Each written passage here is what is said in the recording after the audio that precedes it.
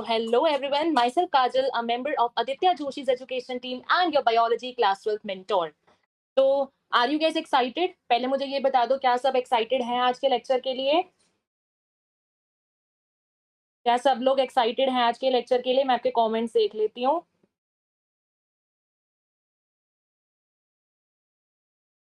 Are you guys excited or not? Are you guys excited or not?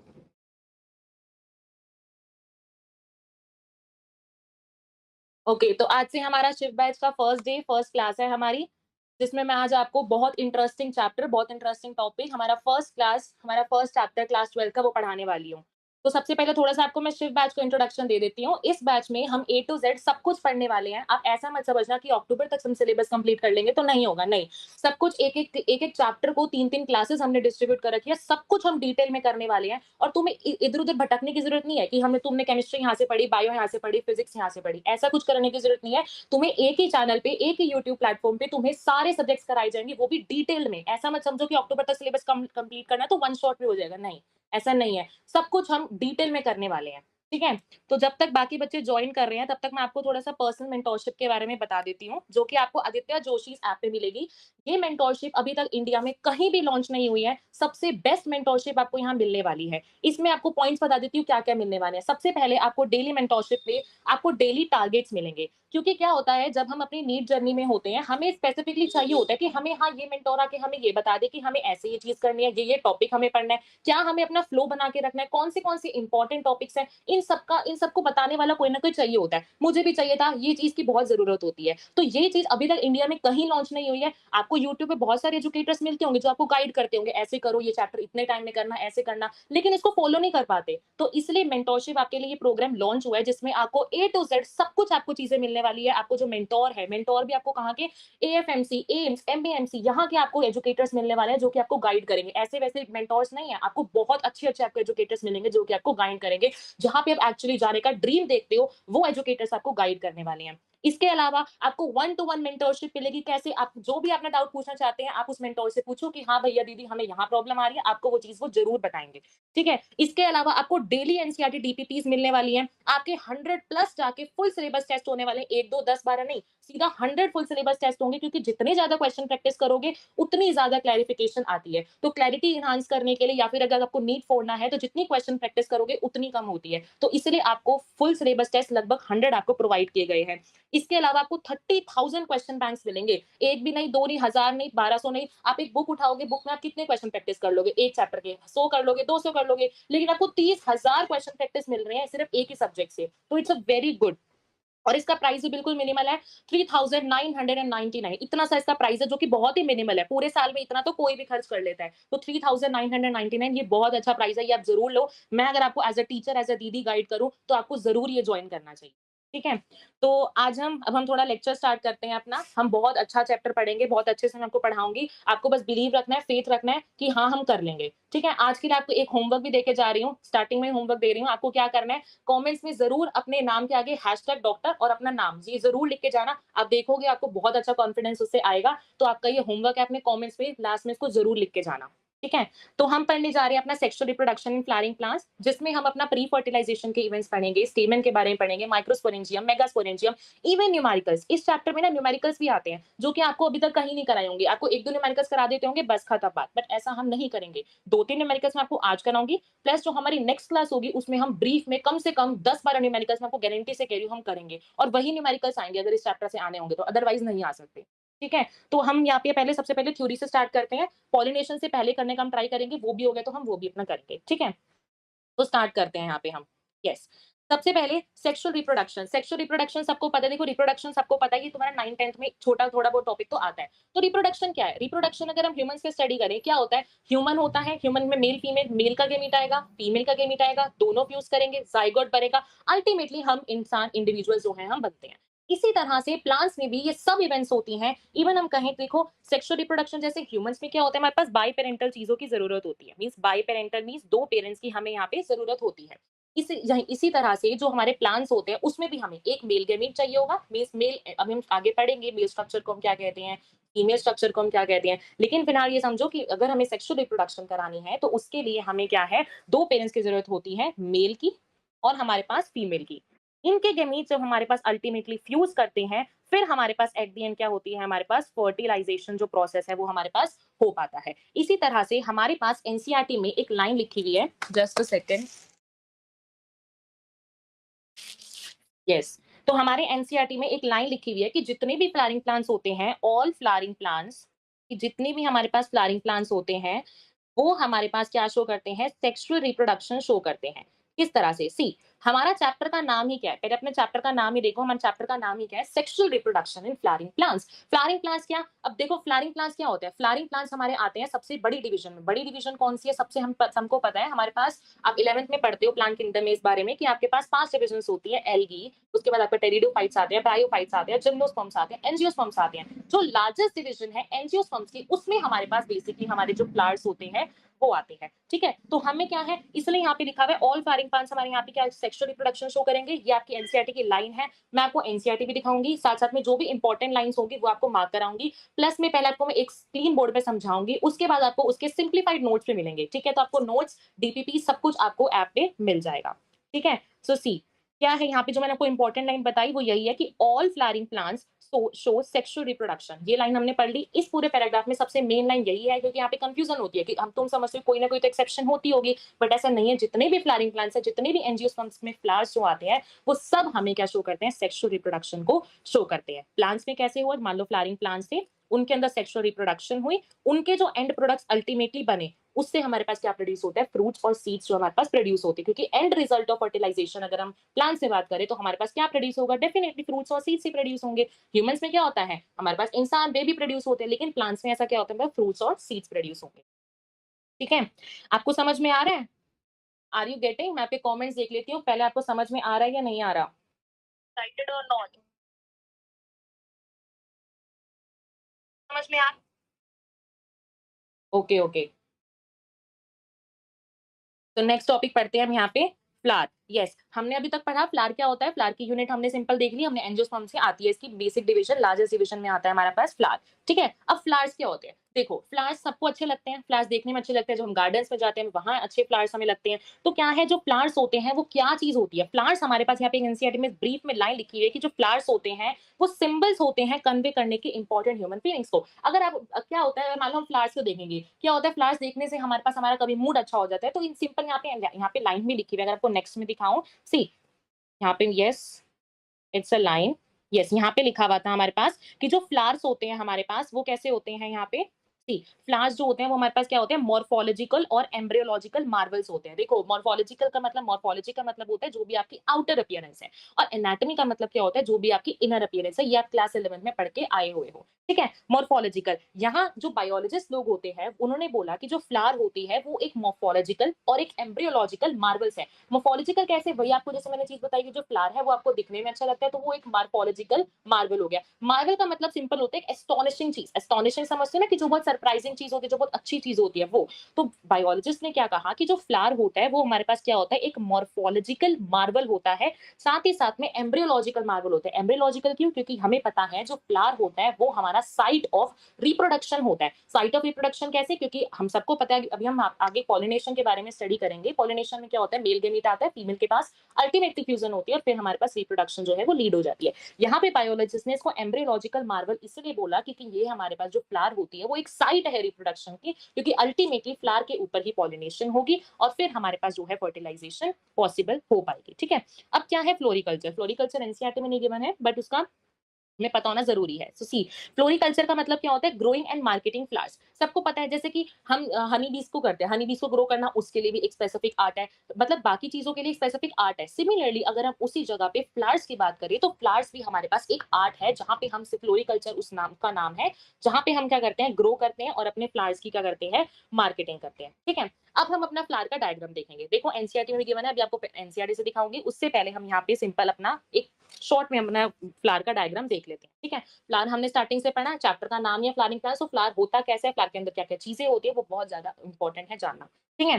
पहली बात तो morphology वाले chapter में क्लास 11th में अगर थोड़ा भी आपको पता हो उस बारे में, तो वहाँ पे क्या होता था, हमने वहाँ पे वॉल्स देखे थे। हमारे पास वॉल्स थे जहाँ पे हमने एसेंशियल और नॉन एसेंशियल वॉल्स देखे थे।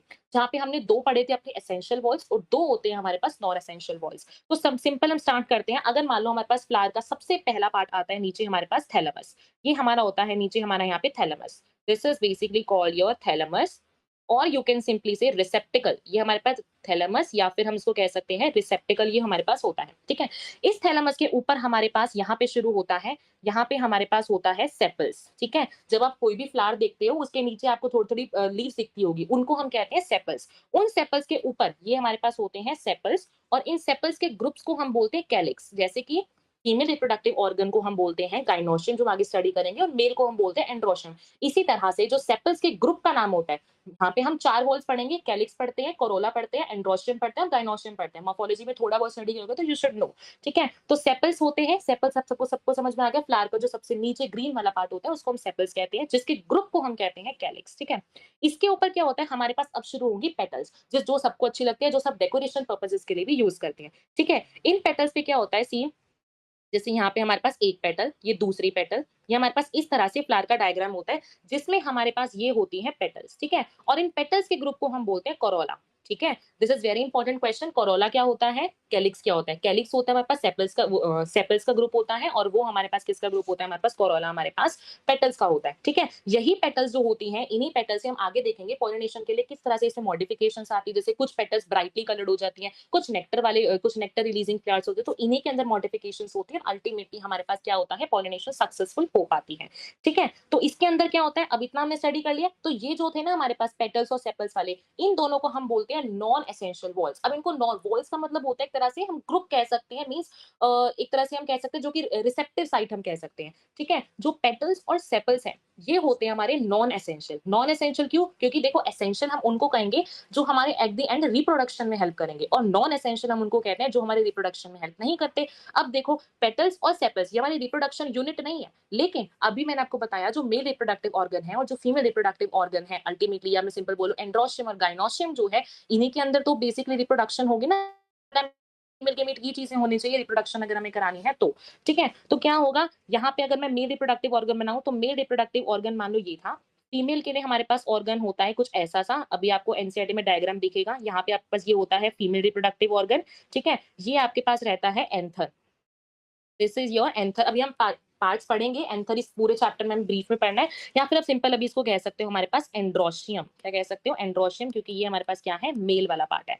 ठीक है? फिर हमारे पास नेक्स्ट आता है पिस्टल। पिस्टल होता है हमारे पास फीमेल रिप्रोडक्टिव वाला पार्ट। ये जो आपको पार्ट दिख रहा है, अभी हम आगे अपने ब्रीफ में स्टडी करेंगे। वैसे पिस्टल का अगर सिंपल डायग्राम देखें, तो पिस्टल हमारे पास इस तरह से होता है। जाके पिस्टल की 3 पार्ट्स आपको मिलेगी, ऊपर होता है स्टिग्मा, नीचे स्टाइल, और नीचे आपके पास होती है ओवरी। अभी ब्रीफ में अच्छे से हम डायग्राम देखेंगे। तो ये होता है आपके पास पिस्टल, ये पिस्टल और ये एंथर, मीन सिंपल मैं बोलूं एंड्रोशियम। पिस्टल का ग्रुप बनाता है हमारे पास गायनोशियम, और आपको एंड्रोशियम मैंने बता दिया।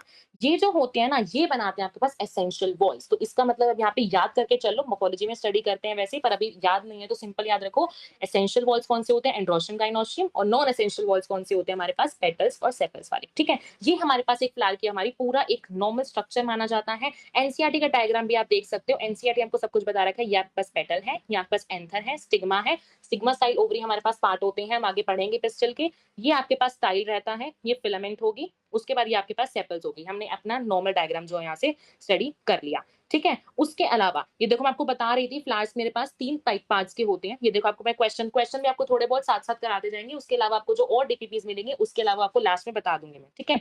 तो क्या है, फ्लावर्स जो होते हैं पूछ रहे हैं किस चीज के ऑब्जेक्ट्स होते हैं। देखो फ्लावर्स, यहाँ पे ऑप्शन देखो, aesthetic value, ornamental and social value, religious and cultural value. इसका आंसर आएगा ऑल ऑफ दिस। कैसे? देखो, जो फ्लावर्स होते हैं उनको हम एस्थेटिक पर्पसेस के लिए, ऑर्नामेंटल कैसे, देखो तुमने बहुत जगह देखा होगा, जो फ्लावर्स होते हैं उसको हम डेकोरेशन पर्पसेस के लिए यूज करते हैं। बहुत सारे फंक्शंस में हम डेकोरेशन पर्पसेस के लिए, या ऑर्नामेंटल सिंपली हम बोले लैंग्वेज में, तो उनको हम वहां पे क्या करते हैं, फ्लावर्स को यूज करते हैं।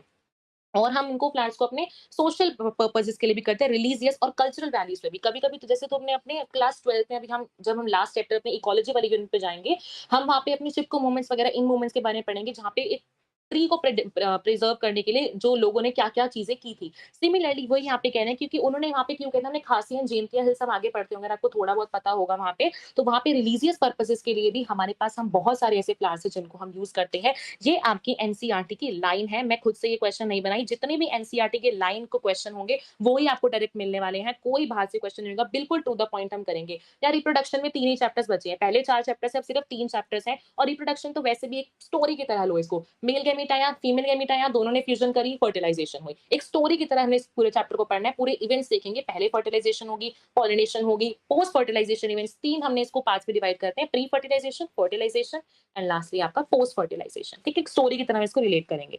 Next, site of sexual reproduction, अभी बताया था साइट क्या होती है सेक्सुअल रिप्रोडक्शन की, जो कि जहाँ पे आपकी एक्चुअल फर्टिलाइजेशन होती है, वो साइट कौन सी होती है आपके पास, फ्लावर होती है, हमने ये वाला क्वेश्चन कर लिया। ठीक है, नेक्स्ट देखो, इनफ्लोरेसेंस बियर्स था, इनफ्लोरेसेंस देखो अभी आपको मैं बताऊं सबसे पहले, सी इन्फ्लुएंसेस का मतलब आपको यहीं समझ आएगा, पहले हम ये देखते हैं। सी देखो, अब क्या है, अगर मान लो किसी भी, अगर हम नॉर्मल ह्यूमंस की बात करें, किसी ने भी फर्टिलाइजेशन करनी है, कुछ करना है, या फिर आपको मान लो आप अपनी नीट प्रिपरेशन कर रहे हो, कुछ भी कर रहे हो, तो सबसे पहले आपने अपनी कभी ना कभी लाइफ में डिसीजन लिया कि हाँ हम डिसीजन करते हैं, उसके बाद ही हम अगर आगे फर्दर ऑन मूव करेंगे। सिमिलरली प्लांट्स पे जो होते हैं वो भी हमारे पास क्या करते हैं, सबसे पहले डिसीजन लेते हैं, सबसे पहले एक डिसीजन लेंगे, हाँ कि अब हम अपना फ्लावर करते हैं। ये नहीं कि फ्लावर अल्टीमेटली प्लांट रूट से आया जो भी हुआ और अल्टीमेटली फ्लावर आ गया, ऐसा नहीं होता।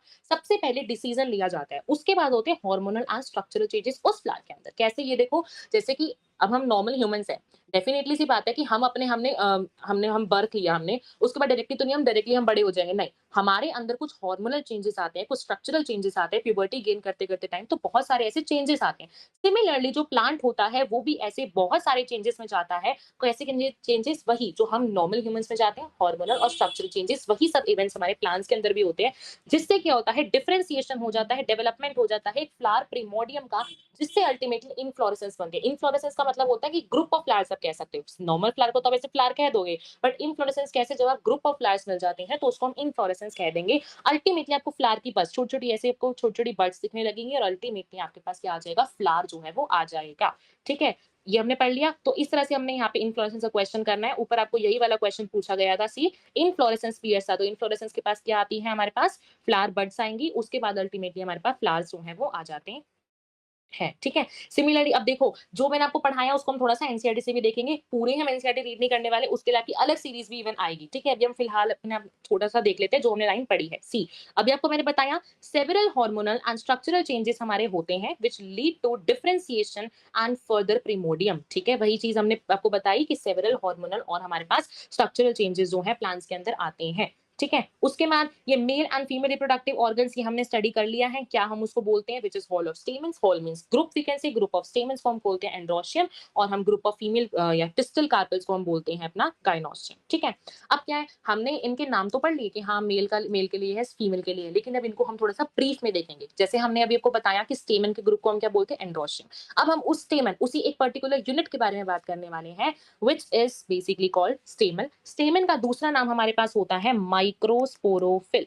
ठीक है, माइक्रोस्पोरोफिल, ये हमारे पास दूसरा नाम होता है हमारे पास किसका, हमारे स्टेमन का। आगे हम अपने गाइनोशियम के भी जो पार्ट्स है वो भी देखेंगे, फिलहाल समझो हमारे पास स्टेमन क्या होता है, हमारे पास माइक्रोस्पोरोफिल इसके नाम होता है, इसका दूसरा नाम। ठीक है, अब क्या है, स्टेमन के ना, स्टेमन हम यहाँ पे दो पार्ट्स पढ़ने वाले हैं, जैसे हर चीज के दो डिविजन आप पढ़ते हो, तो इसी तरह से हमारे पास स्टेमन के दो पार्ट्स हमारे पास आएंगे। पहले पार्ट को हम बोलते हैं फिलामेंट, दूसरा पार्ट हमारे पास होता है यहाँ पे एंथर। जैसे कि अगर मैं आपको यहाँ पे सिंपल सा दिखाऊं, ये देखो हमारे पास यहाँ पे मैं आपको पूरा स्टेमन का स्ट्रक्चर बना के दिखा रही हूँ। सी, हमारे पास इस तरह से पूरा स्ट्रक्चर रहता है, जिसमें ये ऊपर वाला पार्ट आपका रहता है एंथर।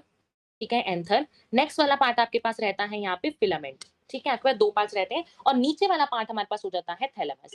बेसिकली क्या होता है, ये जो थैलेमस है ना, इसी थैलेमस के थ्रू हमारे पास क्या होता है, मेल रिप्रोडक्टिव स्ट्रक्चर और फीमेल रिप्रोडक्टिव स्ट्रक्चर, इसी के ऊपर तो देखा था ना। अभी मैंने आपको जब अपना फ्लावर का डायग्राम यहाँ पे दिखाया था, यहाँ पे हमने जब देखा था, इसी थैलेमस के ऊपर तो आ रहा था ना, इसी थैलेमस के ऊपर तो बाकी सब चीजें आ रही थी ना, तो इसी तरह से हम यहाँ पे बोलते हैं हमारे पास, क्योंकि अभी क्वेश्चन आएगा प्रॉक्सिमल या डिस्टल एंड, इससे बहुत कंफ्यूजन होती है, इसलिए आपको मैं ढंग से पहले से बता के चल रही हूँ, थैलेमस को ढंग से समझो इसको। ठीक है, तो क्या है, हमारे पास एंथर है, इस एंथर के पास हम बोलेंगे हमारे पास दो एंड्स होते हैं। ठीक है, एक होगा हमारा प्रॉक्सिमल एंड, एक हमारे पास होगा डिस्टल एंड। ठीक है, ये हमारे पास होगा डिस्टल एंड और ये होता है हमारा प्रॉक्सिमल एंड। प्रॉक्सिमल देखो, प्रॉक्सिमल नाम से पता, जैसे तुम पढ़ते होगे अपने लोकोमोशन चैप्टर में आगे, वैसे 11th में पढ़ के आए होगे, होगे, तुमने एंटीरियर, पोस्टीरियर ये सब तुमने पार्ट्स तुमको पता होंगे, है ना? एंटीरियर का मतलब पीछे होता है, पोस्टीरियर का मतलब पीछे होता है, इंटीरियर का मतलब सबको ये पता है, ठीक है? इसी तरह से हमारे पास 2 एंड्स और आते हैं, एक होता है प्रॉक्सिमल एंड, एक होता है हमारे पास डिस्टल एंड।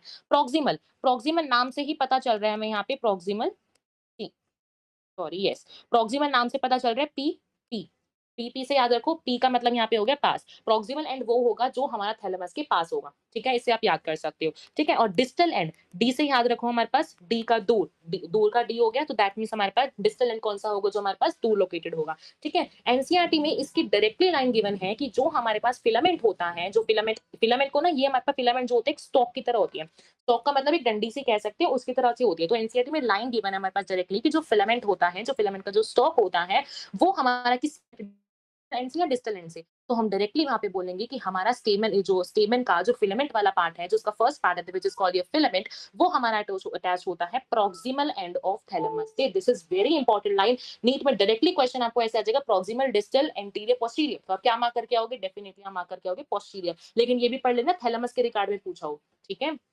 तो इस तरह से हमारा होता है। अच्छा, अब हम थोड़ा-सा एंथर के बारे में और स्टडी करते हैं। सी, जैसे कि मान लो हमारा ये हमारे पास एंथर है। फिलामेंट के बारे में स्टडी कर लिया। फिलामेंट क्या होता है हमारे पास? एक स्टॉक की तरह होता है, अभी आपको मैं एनसीईआरटी से भी दिखाऊँगी, so don't worry about it. ठीक है? एंथर क्या है? एंथर का ना हमने एनसीईआरटी में ट्रांसफर सेक्शन की बात की है। ये लाइन में बहुत इंपॉर्टेंट है, एनसीईआरटी में अगेन गिवन है कि आप एंथर का जब स्ट्रक्चर रीड कर रहे हो, तो आपके पास ट्रांसफर सेक्शन है या फिर लॉन्गिट्यूडिनल सेक्शन, किस सेक्शन की आप बात कर रहे हो? तो वहाँ पे आपका आंसर आ जाएगा ट्रांसफर सेक्शन की। लॉन्गिट्यूडिनल सेक्शन सबको पता है हम अगर उसको ऐसे कट करें, लेकिन ट्रांसफर सेक्शन अगर हम उसको इस तरह से कट करें, ठीक है? ये सबको वैसे भी पता होगा, ये तो छोटे बच्चों की बात है, ठीक है? तो यहाँ पे यस सर,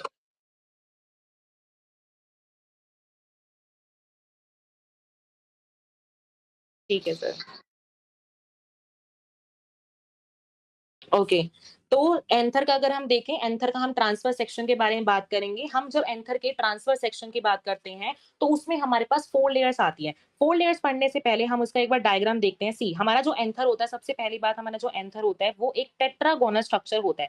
कैसा स्ट्रक्चर होता है हमारे पास? ये एक टेट्रागोनल स्ट्रक्चर होता है। इस तरह से हमारे पास एंथर का जो होता है, वो स्ट्रक्चर होता है, जिसमें हमें हमारे पास अभी हम इसकी 4 लेयर्स भी पढ़ेंगे। एपिडर्मिस, एंडोथीसियम, हमारे पास 4 लेयर्स भी आएँगी। इससे पहले हम यहाँ पे देखें, एंथर हमारे पास पहली बात तो एनसीईआरटी में इसकी भी डायरेक्ट वर्ड लिखा हुआ है, जो हमारा एंथर होता है, वो हमारा कैसा होता है? बाइलॉब्ड स्ट्रक्चर होता है। कैसा होता है? बाइलॉब्ड स्ट्रक्चर। बाई का मतलब 2, दैट मीन्स हमारा जो एंथर होता है, वो 2 लॉब्स का मिलके बना होता है। जैसे कि ये देखो, इस तरह से जो हमारा एंथर है, अगर हम उसको ट्रांसफर सेक्शन में डिवाइड करें, तो हमारा जो एंथर है, वो हमारे पास 2 लॉब्स का बना होगा। एक ये लोब आ जाता है, एक हमारे पास ये वाला लोब आ जाता है।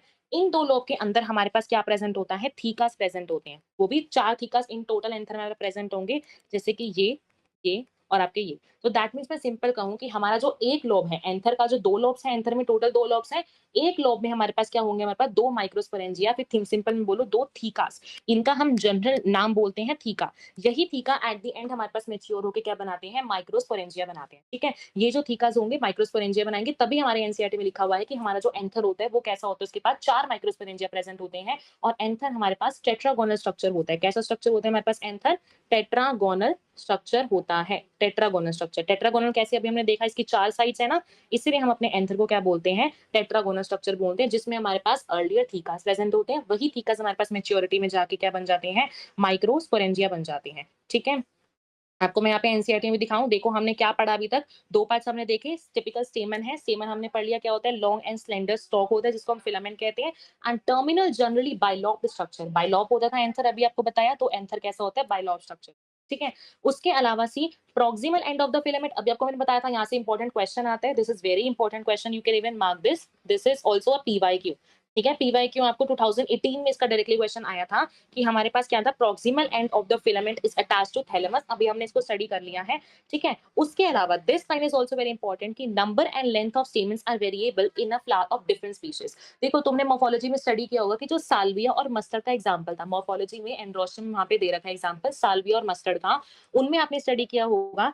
वहाँ पे क्या है? स्टेमन की जो लेंथ है, वो वेरिएबल होती है। ये नहीं कि स्टेमन की लेंथ आपकी हमेशा फिक्स रहेगी हर प्लांट के अंदर, ऐसा नहीं होता। स्टेमन की जो लेंथ है, वो हमारे पास वेरिएबल होती रहती है।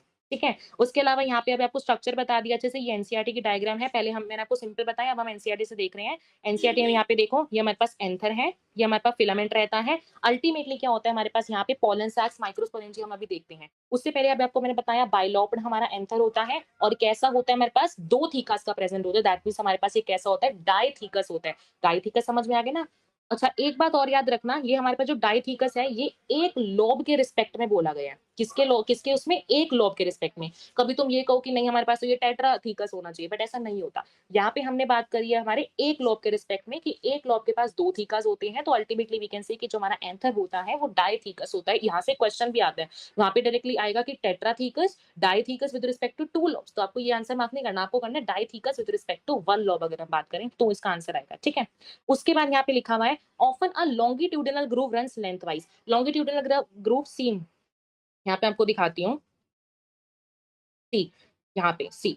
यहाँ पे क्या होता है हमारे पास, जैसे मैंने आपको एंथर के बारे में समझाया, यहाँ पे हमारे पास ये एंथर था इस तरह से। यहाँ पे क्या होता है, जब हम उसका जो अभी हमने थीकस पढ़ी, वो थीकस हमारे अल्टीमेटली जाके क्या बनाते हैं, माइक्रोस्पोरेंजिया बनाते हैं। ये जो माइक्रोस्पोरेंजिया होते हैं, ये पहली बात तो हमारे एंथर की पूरी लेंथ में रन करते हैं। ये नहीं कि हमारे एक पार्ट में होंगे, नहीं, ये जो माइक्रोस्पोरेंजिया होते हैं हमारी पूरी लेंथ वाइज हमारे रन करते हैं। वही लाइन वहाँ पे एनसीईआरटी में लिखी हुई थी कि जो हमारे माइक्रोस्पोरेंजिया होते हैं वो हमारे रन करते हैं पूरी थ्रू आउट द लेंथ, हमारे रन करते हैं, ठीक है। और आपको याद रखना है यहाँ पे, जैसे मैंने आपको अभी थीकस के बारे में बताया, वही थीकस मेरे पास क्या प्रोड्यूस करते हैं, माइक्रोस्पोरेंजिया। और उन्हीं माइक्रोस्पोरेंजिया के अंदर हमारे पास फर्दर मियोसिस, माइटोसिस, ये सब होके हमारे पास पोलन ग्रेन्स बनती है। और पोलन ग्रेन सबको पता है, पोलन ग्रेन ही है हमारा जो क्या होता है हमारे पास मेल गैमेटोफाइट होता है, ठीक है। तो अभी हमने बात की थी अपने माइक्रोस्पोरेंजिया की। क्या होता है हमारे पास यंग स्टेज में, हमारे पास क्या होता है, हम उसको बोलते हैं माइक्रोस्पोरेंजिया, ठीक है। यंग स्टेज में हमारे पास क्या होता है, माइक्रोस्पोरेंजिया प्रेजेंट होते हैं। लेकिन जब हमारा एंथर जो है वो मेच्योर हो जाता है, जब हमारा एंथर जो है वो मेच्योर हो जाता है, उस स्टेज में हमारा जो माइक्रोस्पोरेंजिया है वो हमारा बन जाता है एक पोलन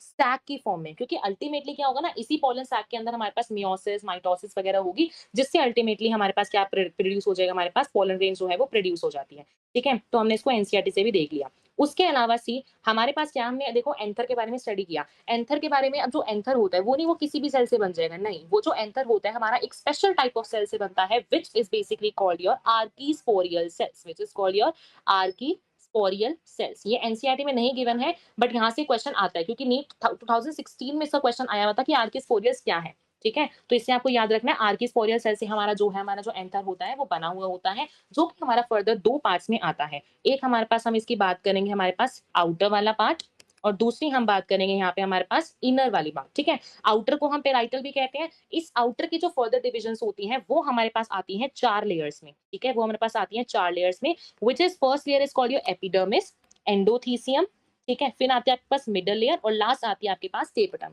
जिसमें हम चारों बेसिकली लेयर्स की हम यहाँ पे डिस्कशन करेंगे, ठीक है। अभी आपको थोड़ा सा ओवरव्यू दे रही हूँ यहाँ पे। आउटर, अगर हम इसको 2 पार्ट्स में डिवाइड करें, हमारे पास बेसिकली क्या होता है, इन्हीं आर्किस्पोरियल्स के सेल्स के अंदर डिवीजन होती है। मान लो आपके पास ये बहुत सारे सेल्स हैं आर्किस्पोरियल सेल्स, इनके अंदर कैसे डिवीजन होती है, इनके अंदर इस तरह से डिवीजन होती है। और क्या होता है, जो आउटर वाले होते हैं वो आउटर इनर वाले जो होते हैं वो स्प्लिट कर जाते हैं, और जो आउटर वाले होते हैं वो ये 4 लेयर्स को बेसिकली राइज देते हैं। और जो अंदर होते हैं, बेसिकली क्या था, हमने अपना एंथर का यहाँ पे स्ट्रक्चर स्टडी किया था। एंथर, सॉरी, यस, एंथर के स्ट्रक्चर हमने यहाँ पे ऐसे स्टडी किया था, जिनमें हमने यहाँ पे अपने 4 माइक्रोस्पोरेंजिया, मींस अभी तो हमने थीका देखे थे, थीका से 4 माइक्रोस्पोरेंजिया देखते हैं, ठीक है। तो यहाँ पे हमने अपने 4 माइक्रोस्पोरेंजिया यहाँ पे देखे थे। इन माइक्रोस्पोरेंजिया के अंदर हमारे पास प्रेजेंट होता है स्पोरोजिनस टिश्यू। ये जो आपको दिख रहे हैं, लेट अस सपोज मैं आपको यहाँ पे एक माइक्रोस्पोरेंजिया दिखाती हूँ, सी, इस माइक्रोस्पोरेंजिया के अंदर हमारे पास यहाँ पे प्रेजेंट होता है हमारे पास स्पोरोजिनस टिश्यू। इस स्पोरोजिनस टिश्यू के अंदर हमारे पास क्या होती है, हमारे पास ये जो होता है एमएमसी बनाता है। एमएमसी मतलब माइक्रोस्पोर मदर सेल। डेफिनेटली देखो, अगर हम फीमेल में भी, अगर हम ह्यूमंस की भी बात करें, उसमें भी क्या होता है, जो फीमेल होती है वो गैमेट प्रोड्यूस करती है, तो हम मदर को भी क्या, तभी तो हम मदर, वहां पे मदर वर्ड यूज करते हैं ना। सिमिलरली यहाँ पे क्या आता है, ये होता है हमारे पास माइक्रोस्पोर मदर सेल। ये क्या करता है, स्पोरोजिनस टिश्यू जो अभी आपको बताया, ये जो टिश्यू होता है जो कि अंदर वाला पार्ट, ये जो अंदर वाला पार्ट बताया वो यही स्पोरोजिनस टिश्यू का ही पार्ट है। ये जो होता है ये क्या प्रोड्यूस करता है, एमएमसी प्रोड्यूस करता है, which is called microspore mother cell, ठीक है। इस माइक्रोस्पोर मदर सेल के अंदर क्या होती है, मेयोसिस होती है, जिससे आपके पास माइक्रोस्पोर्स प्रोड्यूस होते हैं और इस माइक्रोस्पोर्स प्रोड्यूस होने के बाद आपके पास प्रोड्यूस होती है पोलन ग्रेन, जो हम आगे ब्रीफ में स्टडी करेंगे। ये नहीं आपको यहीं पे नहीं, आपको ब्रीफ में बताऊंगी, ठीक है। ये जो पोलन ग्रेन्स होती है, सबको पता है pollen grain is basically called the male gametophyte. इस पोलन ग्रेन्स में अल्टीमेटली जाके हमारे पास मेल गैमीट्स जो होते हैं वो तैयार होते हैं। तो इस तरह से ये पूरा जो है हमारा प्रोसेस जो है ये चलता है, ठीक है। 4 लेयर्स अभी हम इसकी ब्रीफ में स्टडी करेंगे। फिलहाल अभी ये समझो कि स्पेशल सेल्स होते हैं, आर्किस्पोरल सेल्स उनका नाम होता है। आर्किस्पोरल जो सेल्स होते हैं उनके अंदर डिवीजन होती है, डिवीजन का नाम होता है वैसे स्पेसिफिकली, बट ये नीट में नहीं आता, तो इसको छोड़ो। उसके बाद क्या होता है, 2 लेयर्स में डिवाइड होती है, आउटर इनर। आउटर को यहाँ पे पेराइटल भी कह सकते हो। वो जो आउटर वाले पार्ट्स है वो हमारे पास डिवाइड हो जाते हैं 4 मेम्ब्रेन्स के अंदर। चारों मेम्ब्रेन्स के नाम हमने देख लिए, सिर्फ अभी नाम देखे हैं। इनर वाले जो होते हैं वो हमारे पास पार्ट बनाते हैं स्पोरोजिनस टिश्यू का, और वो जो स्पोरोजिनस टिश्यू होते हैं वो हमारे पास माइक्रोस्पोर मदर सेल बनाएंगे। अल्टीमेटली हमारे पास at the end male gamete जो है हमारे पास प्रोड्यूस हो जाएगा, ठीक है। वही देखो, अब मैंने आपको अभी आपको लिखवा के बताया, सिंपल मैं आपको नोट्स यहाँ पे प्रोवाइड कर दूंगी। सी यहाँ पे आपको डायरेक्टली नोट्स दे रखे हैं। एंथर हमारा कैसा था, अभी आपको बताया मैंने, बाइलॉब्ड था, 2 लॉब्स थे इसके अंदर, ठीक है। डाइथीकस हम उसको कह सकते थे क्योंकि यहाँ पे 2 थीकास प्रेजेंट थे, ठीक है। लॉन्गिट्यूडिनल ग्रूव अभी आपको बता दिया। ग्रूव का मतलब होता है एक तरह से हम कह सकते हैं, सी जैसे मान लो ये आपका पूरा सर्कल है, इसके अंदर अगर हम छोटा सा एक ट्यूब की तरह हम उसमें कट लगा दे तो वो एक ग्रूव बन जाता है, ठीक है। तो इस तरह से इसको याद रखना। हमने अभी लॉन्गिट्यूडिनल ग्रूव के बारे में देख लिया। उसके अलावा मैंने आपको बताया हम यहाँ पे एंथर का कौन सा स्ट्रक्चर स्टडी करते हैं, ट्रांसफर सेक्शन स्टडी करते हैं, जिसमें अभी आपको ये भी बताया कि एंथर क्या था, 4 साइडेड स्ट्रक्चर होता है, टेट्रागोनल स्ट्रक्चर होता है, जिसमें आपको 2 लोब्स मिलने वाले हैं, 4 माइक्रोस्पोरेंजिया आपको मिलते हैं, 2 आपको हर लोब में मिलते हैं। ये मैं आपको अच्छे से बता चुकी हूँ, ठीक है। अब 2-3 क्वेश्चन और कर लेते हैं, जो टॉपिक पढ़ रहे हैं उससे रिलेटेड हम थोड़े थोड़े क्वेश्चन भी करेंगे, ठीक है। So see, stamens are a part of, stamens किसके पार्ट थे, एंड्रोशियम की, which is basically the male reproductive organ. Okay. Next question देखो, stalk of stamen is called, stalk of stamen NCERT की डायरेक्टली लाइन है। Stalk को हम क्या बोलते थे, ये हमारा एंथर था, यहाँ हमारा स्टॉक आ रहा था, नीचे हमारा थैलेमस था। ये जो स्टॉक है इसका नाम पूछ रहे हैं, which is basically your stock का नाम क्या होता है आपके पास, फिलामेंट, ठीक है। उसके बाद एंथर, एंथर हमारे पास किसका पार्ट है, सी देखो गायनोशियम तो हमारा फीमेल है, ये तो वैसे ही गलत हो गया। ओव्यूल हमारे पास फीमेल का पार्ट आएगा, ये भी गलत हो गया। मेगास्पोरेंजियम ये भी गलत हो गया। जनरली याद रखना, माइक्रो वाला जो वर्ड है वो हम यूज करते हैं मेल्स के लिए, और जो मेगा वाला वर्ड है ये हम यूज करते हैं हमारे फीमेल्स के लिए, ठीक है। तो इसका आंसर डायरेक्टली हमारे पास हो जाएगा स्टेमेंस, ठीक है, समझ में आ गया। अच्छा, उसके बाद आपको मैंने ये लाइन भी अभी ऊपर बता दी थी कि जो हमारे पास क्या होता है, जो माइक्रोस्पोरेंजिया होते हैं वो डेवलप करते हैं और अल्टीमेटली आपके पोलन ग्रेन्स देखते हैं। उसके अलावा हमने अपना स्ट्रक्चर भी माइक्रोस्पोरेंजियम का पढ़ लिया, किस तरह से होता है हमारे पास अपीयर्स। अच्छा हाँ, यहाँ पे देखो एक बारी, सी हाँ, हम 4 लेयर्स की बात कर रहे थे, 4 लेयर्स पढ़ लेते हैं, उसके बाद हम एनसीईआरटी से दोबारा देखेंगे, ठीक है। तो डायरेक्टली मैं आपको बता रही हूँ, पहले मैं लिखवा रही हूँ, फिर आपको नोट्स दिखा रही हूँ, फिर आपको एनसीईआरटी, ये इसी सीक्वेंस हम चलेंगे, प्लस में उसके क्वेश्चंस भी डायरेक्टली करते जा रहे हैं, ठीक है। सो सी यहाँ पे स्ट्रक्चर ऑफ एंथर हमने देखना था, जिसमें हम 4 लेयर्स पढ़ने वाले हैं। ये देखो, आपको मैंने एंथर का डायग्राम इस तरह से, आपको मैंने एंथर का जो डायग्राम था वो ये बताया था, ठीक है। एंथर के पास क्या होता है, आपके पास 4 लेयर्स आपको मिलेगी। ये आपके पास इस तरह से एंथर की आपको 4 लेयर्स मिलती हैं। ये जो 4 लेयर्स होती हैं, इनके हमने नाम ऊपर स्टडी करें, एपिडर्मिस, एंडोथीसियम, इस तरह से। क्या होता है, सबसे आउटर वाली लेयर जो होती है वो होती है हमारे पास एपिडर्मिस। एपी का नाम ही क्या होता है, एपी का मतलब ही हमारे पास होता है सराउंडिंग, मींस या सिंपल में बोलो जो आउटर वाली पार्ट है वो होता है हमारे पास एपी, ठीक है। इसके अंदर वाली लेयर हमारे पास बनेगी कौन सी, एंडोथीसियम, ठीक है। कौन सी बनती है, एंडोथीसियम। इसके अंदर वाली लेयर हमारे पास बनेगी कौन सी, मिडल लेयर। और सबसे अंदर वाली लेयर जो सबसे अंदर वाली लेयर हमारे पास बनती है वो हमारे पास बनती है टेपटम, ठीक है। सबसे अंदर वाली लेयर हमारे पास बनती है टेपटम। ये किसकी लेयर से याद रखना, ये मतलब एंथर की। अभी हमने ऊपर पढ़ के आए एंथर के आउटर पार्ट पढ़ा, हमने एंथर का इनर पार्ट पढ़ा, तो उसी से रिलेटेड इसको याद रखो कि हमारे पास जो अंदर वाला, जो आउटर वाला पार्ट है, ये हमारे पास 4 लेयर्स बनाता है, जिसमें हमने चारों लेयर्स के यहाँ पे देख लिए। अब इन चारों लेयर्स का फंक्शन हम थोड़ा सा देखते हैं। सी ये देखो, 4 लेयर्स में हमें अभी हमने बताया 4 लेयर्स होती हैं, epidermis, endothecium, middle layer and the tapetum. जो आउटर वाली 3 लेयर्स हैं, सी जो आपके पास, ये देखो यहाँ पे आपको लिखा, मैंने लिख रखा है, जो आपके पास जो आउटर वाली 3 लेयर्स हैं, एपिडर्मिस, एंडोथीसियम और मिडल लेयर, 3 हमारे पास आउटर लेयर्स होंगी। वैसे ये हमारे पास लेयर्स है, लेकिन ये जो आउटर वाली 3 लेयर्स होती है ना, इनका अलग काम होता है, और जो 4th लेयर, जो लास्ट वाली लेयर है, इसका काम बिल्कुल अलग रहता है, ठीक है। तो 3 लेयर्स कौन सी, इनके नाम याद रखना, वेरी इंपॉर्टेंट क्वेश्चन यहाँ से पीवाईक्यू डायरेक्टली आता है। टेपटम के लिए अलग एमसीक्यू में ऑप्शन डाल देंगे और इन तीनों का लेयर्स का अलग ऑप्शन डाल देते हैं, ठीक है। तो जो एपिडर्मिस, एंडोथीसियम और मिडल लेयर होता है, ये क्या इनका काम होता है, प्रोटेक्शन करना और डेहेसेंस करना हमारे एंथर की। डेहेसेंस का मतलब होता है एक तरह से फूट जाना या ब्रेकेज हो जाना, ठीक है। क्योंकि क्या होता है, अब मैं आपको बताया था कि एंथर के अंदर क्या हो गया, आपकी माइक्रोस्पोरोजेनेसिस होगी, जिससे माइक्रोस्पोर्स जो है वो प्रोड्यूस होंगे और अल्टीमेटली आपका मेल गैमीट बनेगा। तो मेल गैमीट ये थोड़ा ना हमें एंथर के अंदर पड़ा हुआ ऐसे छोड़ देना, नहीं, उस मेल गैमीट को बाहर भी तो निकालना है ना। तो उसको डिस्पर्स करने का काम, मींस एंथर जब हमारे पास टूटेगा तभी तो मेल गैमीट्स बाहर आएंगे ना। तो ये पूरा काम हमारे पास कौन करता है, हमारे पास ये 3 लेयर्स जो होती हैं एंथर की, जो 3 लेयर्स बाहर 3 वाली लेयर्स है, उनका काम होता है पहली बात तो एंथर को तोड़ना और दूसरा काम होता है यहाँ पे प्रोटेक्शन करना। उन लेयर्स को प्रोटेक्शन भी तो चाहिए ना, ये थोड़ा ना वैसे छोड़ दोगे, नहीं, उन लेयर्स को प्रोटेक्शन भी उनका काम होता है, ठीक है? फिर क्या है, अच्छा, अब ये तो हमारे पास होगी 3 लेयर्स की बात। इसके अलावा जो ये 4th लेयर है, इससे डायरेक्टली बहुत ज़्यादा क्वेश्चन आता है। ऊपर वाला 3 लेयर्स का इतना इंपॉर्टेंट नहीं है जितना इस 4th लेयर का काम है, ये तो आपके पास बहुत इंपॉर्टेंट है, इसको मार्क कर लो, वेरी, वेरी, वेरी इंपॉर्टेंट। ठीक है? ये जो टेपटम होता है, इसका काम होता है नरिश करना हमारे पोलन ग्रेन्स को। अब देखो, ये पोलन ग्रेन्स अब एंथर था, जो एंथर था हमारे ऊपर, इसने क्या करा, पोलन ग्रेन्स को रिलीज़ करा दिया। अब इन एंथर्स को जब इसने पोलन ग्रेन्स रिलीज़ करा, इसको प्रोटेक्शन भी तो चाहिए ना, ऐसे तो नहीं, प्रोटेक्शन तो चाहिए, जो प्रोटेक्शन का काम उन्होंने कर दिया। लेकिन ये तो ना पोलन ग्रेन्स निकलेगी और अल्टीमेटली वो इतना वायबिलिटी अपनी इतने महीनों तक वायबिलिटी रखेगी कि वो जो हमारे पोलन ग्रेन्स है, वो सालों-साल जी जाए, ऐसा नहीं होता। उनको नरिशमेंट चाहिए होती है। वो नरिशमेंट का काम कौन करता है, हमारा जो टेपटम, जो हमारी 4th लेयर है, वो हमारे पास काम करती है हमारे पास नरिशमेंट प्रोवाइड करने का। और दूसरी कैरेक्टरिस्टिक्स क्या है हमारे पास टेपटम की, कि इसके पास क्या होता है, डेंस साइटोप्लाज्म। डेंस मीन्स बहुत घना सा साइटोप्लाज्म होता है। जैसे कि मान लो अगर हमारे पास ये टेपटम वाली लेयर है, अगर हम इसका सर्कुलर व्यू देखें तो इसके अंदर आपको क्या मिलेगा, बहुत ज्यादा आपको डेंस साइटोप्लाज्म, घना सा आपको साइटोप्लाज्म मिलेगा, ठीक है? और मोर देन वन न्यूक्लियस मीन्स इस सिचुएशन में आपको मल्टी न्यूक्लिएटेड सिचुएशन आपको मिलेगी। जैसे आपने एक वर्ड पढ़ा होगा सिंशियम, सिंशियम नाम करके आपने वर्ड सुना होगा, उस सिंशियम का मतलब यही होता है कि मोर देन वन न्यूक्लियस आपके पास प्रेजेंट होना। इसी तरह से हम सिंपल कह सकते हैं कि जो हमारी टेपटम वाली लेयर होती है, पहली बात तो इनके पास डेंस साइटोप्लाज्म होता है और दूसरा इनके पास मल्टी न्यूक्लिएटेड सिचुएशन होती है। इनसे बहुत बार क्वेश्चन आता है, तो प्लीज मेक श्योर कि आप इसको अच्छे से समझ लो, ठीक है? ये बहुत ज्यादा इंपॉर्टेंट है, ठीक है? एनसीईआरटी में भी आपको मैं दिखा देती हूँ, वही हमने पढ़ा है। इनर मोस्ट हमारी लेयर कौन सी होती है, टेपटम होती है, जिसका काम क्या होता है हमारे पास, नरिशिंग करना। हमारे पास पोलन ग्रेन्स के, उनका काम क्या होता है, नरिशिंग करना। और वही हमने पढ़ा, टेपटम के पास क्या होता है, डेंस साइटोप्लाज्म होता है, उनके पास क्या होता है, मोर देन वन न्यूक्लियस होता है। समझ में आ गया? इतना सबको समझ में आ गया? येस और नो, इतना सबको समझ में आ गया ना? ठीक है, तो अब हम एक बार प्रोसेस समझ लेते हैं माइक्रोस्पोरोजेनेसिस का। देखो, हमने यहाँ पे पढ़ा कि माइक्रोस्पोर बनते हैं, फिर उसमें पोलन ग्रेन्स बनेगी, अल्टीमेटली मेल गैमीट बनेगा। लेकिन इसका पूरा प्रोसेस आपको पता होना चाहिए। तो देखो, अल्टीमेटली होता क्या है, ये एमएमसी हमने ऊपर पढ़ा था, माइक्रोस्पोर मदर सेल हमने ऊपर पढ़ा था ना, जो कि किससे प्रोड्यूस हुआ था, स्पोरोजेनस टिश्यू से। कमेंट्स में लिखते रहो एक-एक करके कि किससे प्रोड्यूस हुआ था। जैसे-जैसे मैं पूछ रही हूँ, आप साथ-साथ इसको लिखते भी रहो। ठीक है? तो क्या है, माइक्रोस्पोर मदर सेल था, इसके अंदर अब आपके पास क्या होगा, इसके अंदर हमारे पास प्रोडक्शन होती है यहाँ पे 2 की। देखो, सबसे पहले अपने अपने क्लास 11th में सेल डिवीजन वाले चैप्टर में पढ़ा होगा मियोसिस 1 और मियोसिस 2 के बारे में। देखो, थोड़ा बहुत आइडिया क्लास 11th का होना चाहिए या फिर 9th क्लास का, इतना तो तुम थोड़ा बहुत तो पढ़ के आ चुके हो, है ना? तो क्या होता है, सबसे पहले हमारे पास स्टूडेंट्स चलती है हमारे पास मियोसिस 1। सबको पता है, जब हमारे पास देखो, ये जो पहली बात तो याद रखना, जो मदर सेल है, ये जो मदर सेल है, ये होता है हमारे पास डिप्लॉइड। प्लॉइडी बहुत इंपॉर्टेंट है, इसका डायरेक्टली क्वेश्चन आएगा। अभी इसी लेक्चर में आपको क्वेश्चन भी दिखाऊंगी कि प्लॉइडी का कैसे क्वेश्चन आता है, ठीक है? अब ये देखो, एमएमसी था, ये जो ये जो हमारे पास माइक्रोस्पोर मदर सेल था, इससे ये होता है हमारे पास डिप्लॉइड।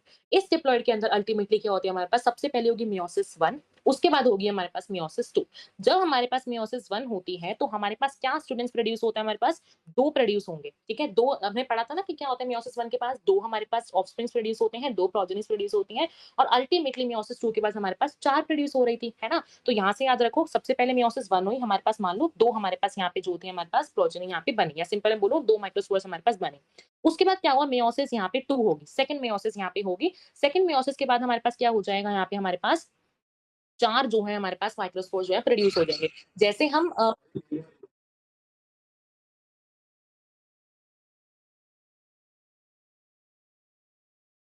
ठीक है सर।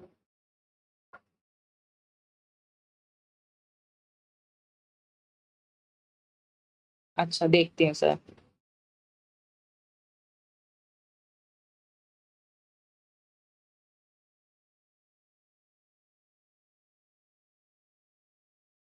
ठीक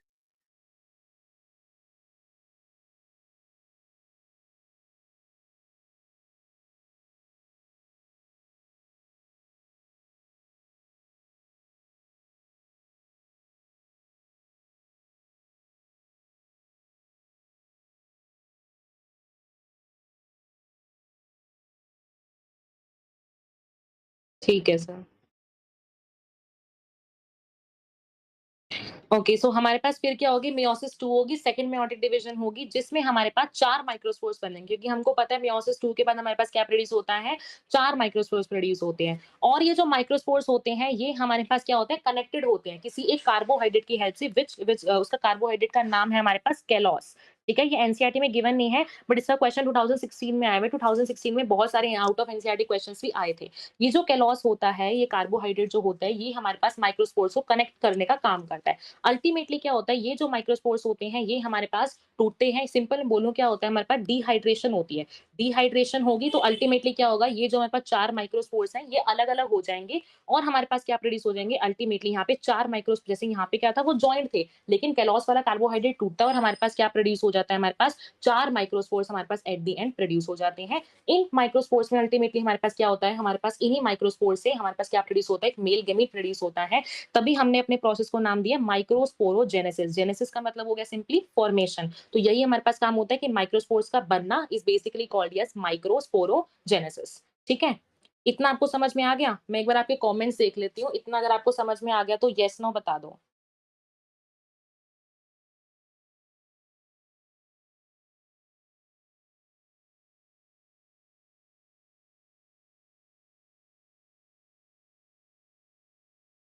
स्पीड आपको ज़्यादा लग रही है क्या? अगर ज़्यादा लग रही है तो एक बार येस लिख के बता दो।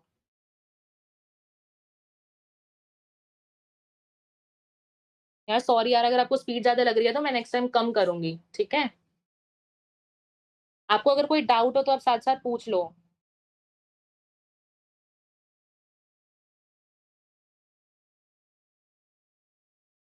यार देखो फालतू बातें नहीं करेंगे हम, बिल्कुल हम टू द पॉइंट हम पढ़ रहे हैं। अगर आपको फिर भी थोड़ा फास्ट लग रहा है तो आप बता दो, मैं स्लो कर दूँगी। ओके, ओके, चलो हम कंटिन्यू करते हैं। बीच में कोई डाउट हो तो आप बता सकते हो। ठीक है? तो हमारे पास हम क्या पढ़ रहे थे, हम माइक्रोस्पोरोजेनेसिस हमने देख ली थी। जेनेसिस का मतलब होता है फॉर्मेशन। अल्टीमेटली क्या होता है, हमारा माइक्रोस्पोर्स का बनना he called your microsporogenesis. In microspores में हमारे पास क्या होती है, ये जो माइक्रोस्पोर्स होते हैं, इनमें हमारे पास क्या होंगे, यहाँ पे सबसे पहले मान लो हमारे पास ये 4 माइक्रोस्पोर्स हमने प्रोड्यूस करा लिए अपने प्रोसेस से। इन माइक्रोस्पोर्स में अल्टीमेटली हमारे पास क्या प्रोड्यूस होंगी, पोलन ग्रेन्स प्रोड्यूस होंगी। इन्हीं पोलन ग्रेन्स को हम बोलते हैं मेल गैमेटोफाइट। ठीक है? ये होते हैं हमारे पास मेल गैमेटोफाइट। यहाँ से डायरेक्टली क्वेश्चन आता है कि मेल गेमेटोफाइट का एग्जांपल बताओ। तो आप मेल गेमीट नहीं कहोगे, स्पोरोजेनिस नहीं कहोगे, माइक्रोस्पोर्स भी नहीं बोलोगे। गेमेटोफाइट का अगर क्वेश्चन आए तो आप सिंपली बोलोगे यहाँ पे पोलन ग्रेन्स। इन्हीं पोलन ग्रेन से आपके पास एट द एंड क्या प्रोड्यूस हो जाएगा, आपके पास जो मेल गेमीट है वो प्रोड्यूस हो जाएगा। क्योंकि यही मेल गेमीट आगे जाके क्या करेगा, फ्यूजन करेगा फीमेल के साथ और अल्टीमेटली आपके पास फ्रूट्स एंड सीड्स की प्रोडक्शन आपके पास हो पाएगी। तो ये पूरा प्रोसेस हमारा चलता है माइक्रोस्पोरोजेनेसिस का। ठीक है? अब क्या है, मैं थोड़ा सा आपको प्लॉइडी के बारे में बता देती हूँ। देखो, प्लॉइडी में आपको बताऊँ, जो माइक्रोस्पोर मदर सेल होता है वो होता है हमारे पास डिप्लॉइड। ठीक है? उसके अलावा जो हमने अब देखो मियोसिस आपको पता है रिडक्शन डिवीजन होती है, लेकिन जो माइटोसिस होती है वो इक्वेशनल डिवीजन होती है। अब मियोसिस क्या थी, हमारे पास रिडक्शन डिवीजन थी। रिडक्शन डिवीजन कैसे, हम रिडक्शन डिवीजन उसको क्यों बोलते हैं? क्योंकि उसके अंदर क्या होता है, अल्टीमेटली हमारे पास डिप्लॉइड से हैप्लॉइड चीज़ बन जाती है, इसलिए हम उसको क्या बोलते हैं, रिडक्शनल डिवीजन हम उसको बोलते हैं। ठीक है? जैसे कि मान लो हमारे पास 2n था, 2n से जब हमारे पास एट द एंड जितने भी हमारे मान लो 4 माइक्रोस्पोर्स बने, 2 माइक्रोस्पोर्स बने, तो हमारे पास उनकी प्लॉइडी चेंज होके कितनी प्लॉइडी आ जाएगी, ये भी हमारे पास हैप्लॉइड बन जाएगा और ये भी हमारे पास हैप्लॉइड बन जाएगा। और एट द एंड जो हमारे पास ये 4 माइक्रोस्पोर्स प्रोड्यूस हो रहे हैं, ये भी हमारे पास हैप्लॉइड बन जाएंगे। ये सारे हमारे पास क्या इनकी प्लॉइडी आ जाएगी, हैप्लॉइड हमारे पास ये सारे हो जाएंगे। इनसे डायरेक्टली क्वेश्चन आता है। ठीक है? इनकी प्लॉइडी से डायरेक्टली आपको नंबर ऑफ क्रोमोसोम से भी क्वेश्चन आ सकता है, तो ये आपको ध्यान में रखना है। ठीक है? उसके अलावा अभी हमने कुछ 4 लेयर्स, मैंने आपको 4 लेयर्स बताई थी। अगर मैं उसका एनसीईआरटी का डायग्राम दिखाऊँ तो सी, एनसीईआरटी के डायग्राम को हमने 4 लेयर्स बताई थी ना, सी आउटर वाली आपके पास एपिडर्मिस है, ठीक है? उसके अंदर वाली एंडोडर्मिस है, नेक्स्ट वाली आपकी मिडल लेयर्स है और उससे अंदर आपकी सबसे इनर मोस्ट लेयर कौन सी थी हमारे पास, टेप्टम होती है। ठीक है? उसके लिए आपको माइक्रोस्पोर मदर सेल ही बता दिया, इसी में आपके पास क्या होती है, देन माइक्रोस्पोर जो है तो प्रोड्यूस होते हैं। ठीक है?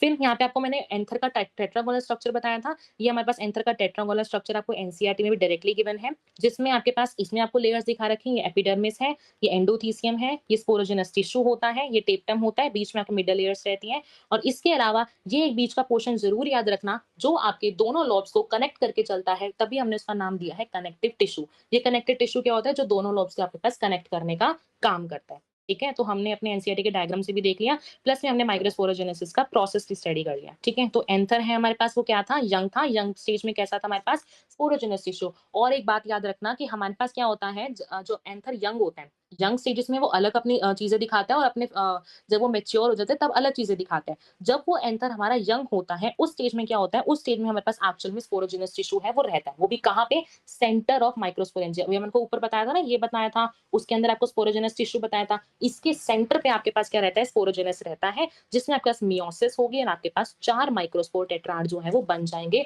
मैं आपको ऊपर अच्छे से एक्सप्लेन कर चुकी हूँ। ठीक है? ये आप देख सकते हो और अल्टीमेटली क्या हुआ, जब आपका ये जो एंथर था, ये जो आपका एंथर था, जब ये एंथर ब्रेक हुआ तो आपके पास ये जो पोलन ग्रेन्स, और ये भी याद रखना, जो ये पोलन ग्रेन्स होती है, ये 1-2 नहीं प्रोड्यूस होती है, आपका 1000 इन नंबर इतनी ज़्यादा आपके पास ये रिलीज़ होती है, ठीक है? तो फिर देखो यहाँ पे जब एंथर की डेhiscence हुई, जो कि किसने कराई थी? Repeat with me, epidermis, endothelium and middle layer, इन्होंने क्या कराई थी? डेhiscence कराई और अल्टीमेटली आपके पास क्या रिलीज़ हो गया?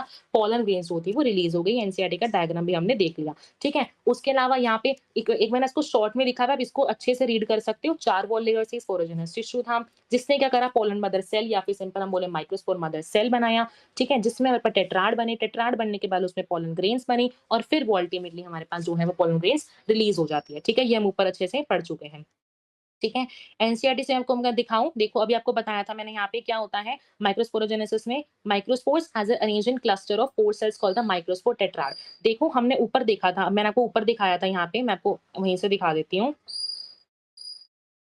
सी, यहाँ पे मैंने आपको दिखाया था ना, यहाँ पे 4 लेयर्स हमको दिखाई थी, यहाँ पे 4 लेयर्स में। इस तरह से देखो, एक ये, एक यहाँ और एक यहाँ। ये किस तरह से प्रोड्यूस हो गई? एक तरह से यहाँ पर टेट्राड नहीं बन गया? आपको खुद दिख रहा होगा, ये 4 लेयर्स है, आप खुद देखो, ये आपके पास एक तरह से टेट्राड बन चुका है। तभी हमने इसको नाम क्या दिया है? माइक्रोस्पोर टेट्राड हमने इसको नाम दिया है। वही जो आपका एनसीईआरटी में लिखा हुआ है, वही है ये देखो, माइक्रोस्पोर टेट्राड बन जाता है, जो कि उसमें क्या होगा अल्टीमेटली क्या होगा? मैच्योर डिहाइड्रेशन जब उसमें होगी, फिर आपके पास क्या होगा? जो माइक्रोस्पोर्स हैं, वो रिलीज़ हो जाएँगे, डिसोसिएट हो जाएँगी और वो डेवलप कर जाती है पोलन ग्रेन्स में। और इन पोलन ग्रेन से, ये देखो आपको बताया था ना मैंने, क्या होता है? सेवरल थाउजेंड्स ऑफ माइक्रोस्पोर या several thousands of pollen grains आपके पास बनती हैं और अल्टीमेटली इतने ही नंबर ऑफ गैमीट्स आपके पास जो है वो रिलीज होते हैं। ठीक है, ये हमने देख लिया।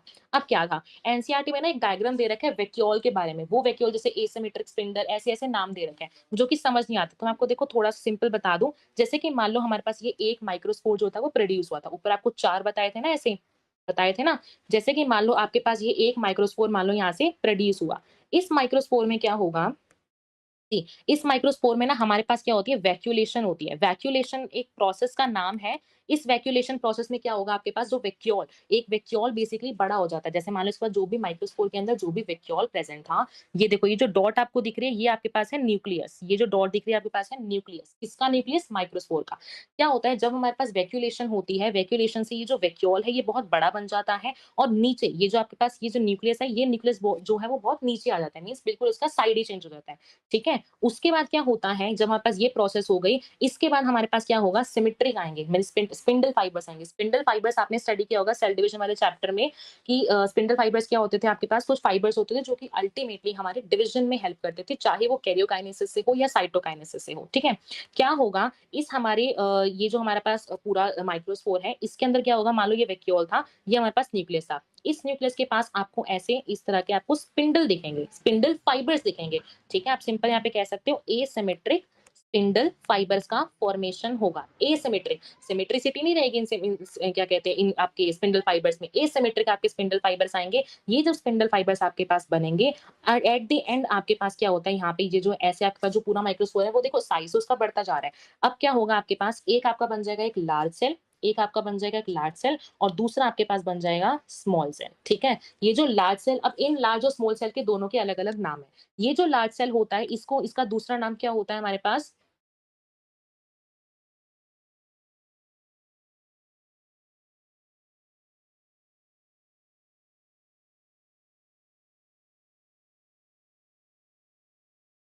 एक्साइन एंड टाइम थोड़ा सा रहता था, वो हम देख लेंगे। वेजिटेटिव जनरेटिव सेल, इनका थोड़ा बहुत इंट्रो हमने कर लिया था, लेकिन लास्ट में क्लास खत्म हो गई थी तो थोड़ा रह गया। कोई बात नहीं, हम आज अच्छे से पढ़ लेते हैं। अच्छा, तो देखो माइक्रोस्पोरोजेनेसिस, आप लोगों को पहले तो ये बताओ, इतना समझ में आ गया था? मैं आपके कमेंट्स देख लेती हूँ। माइक्रोस्पोरोजेनेसिस समझ में आ गया था टॉपिक? ये बताओ microsporogenesis.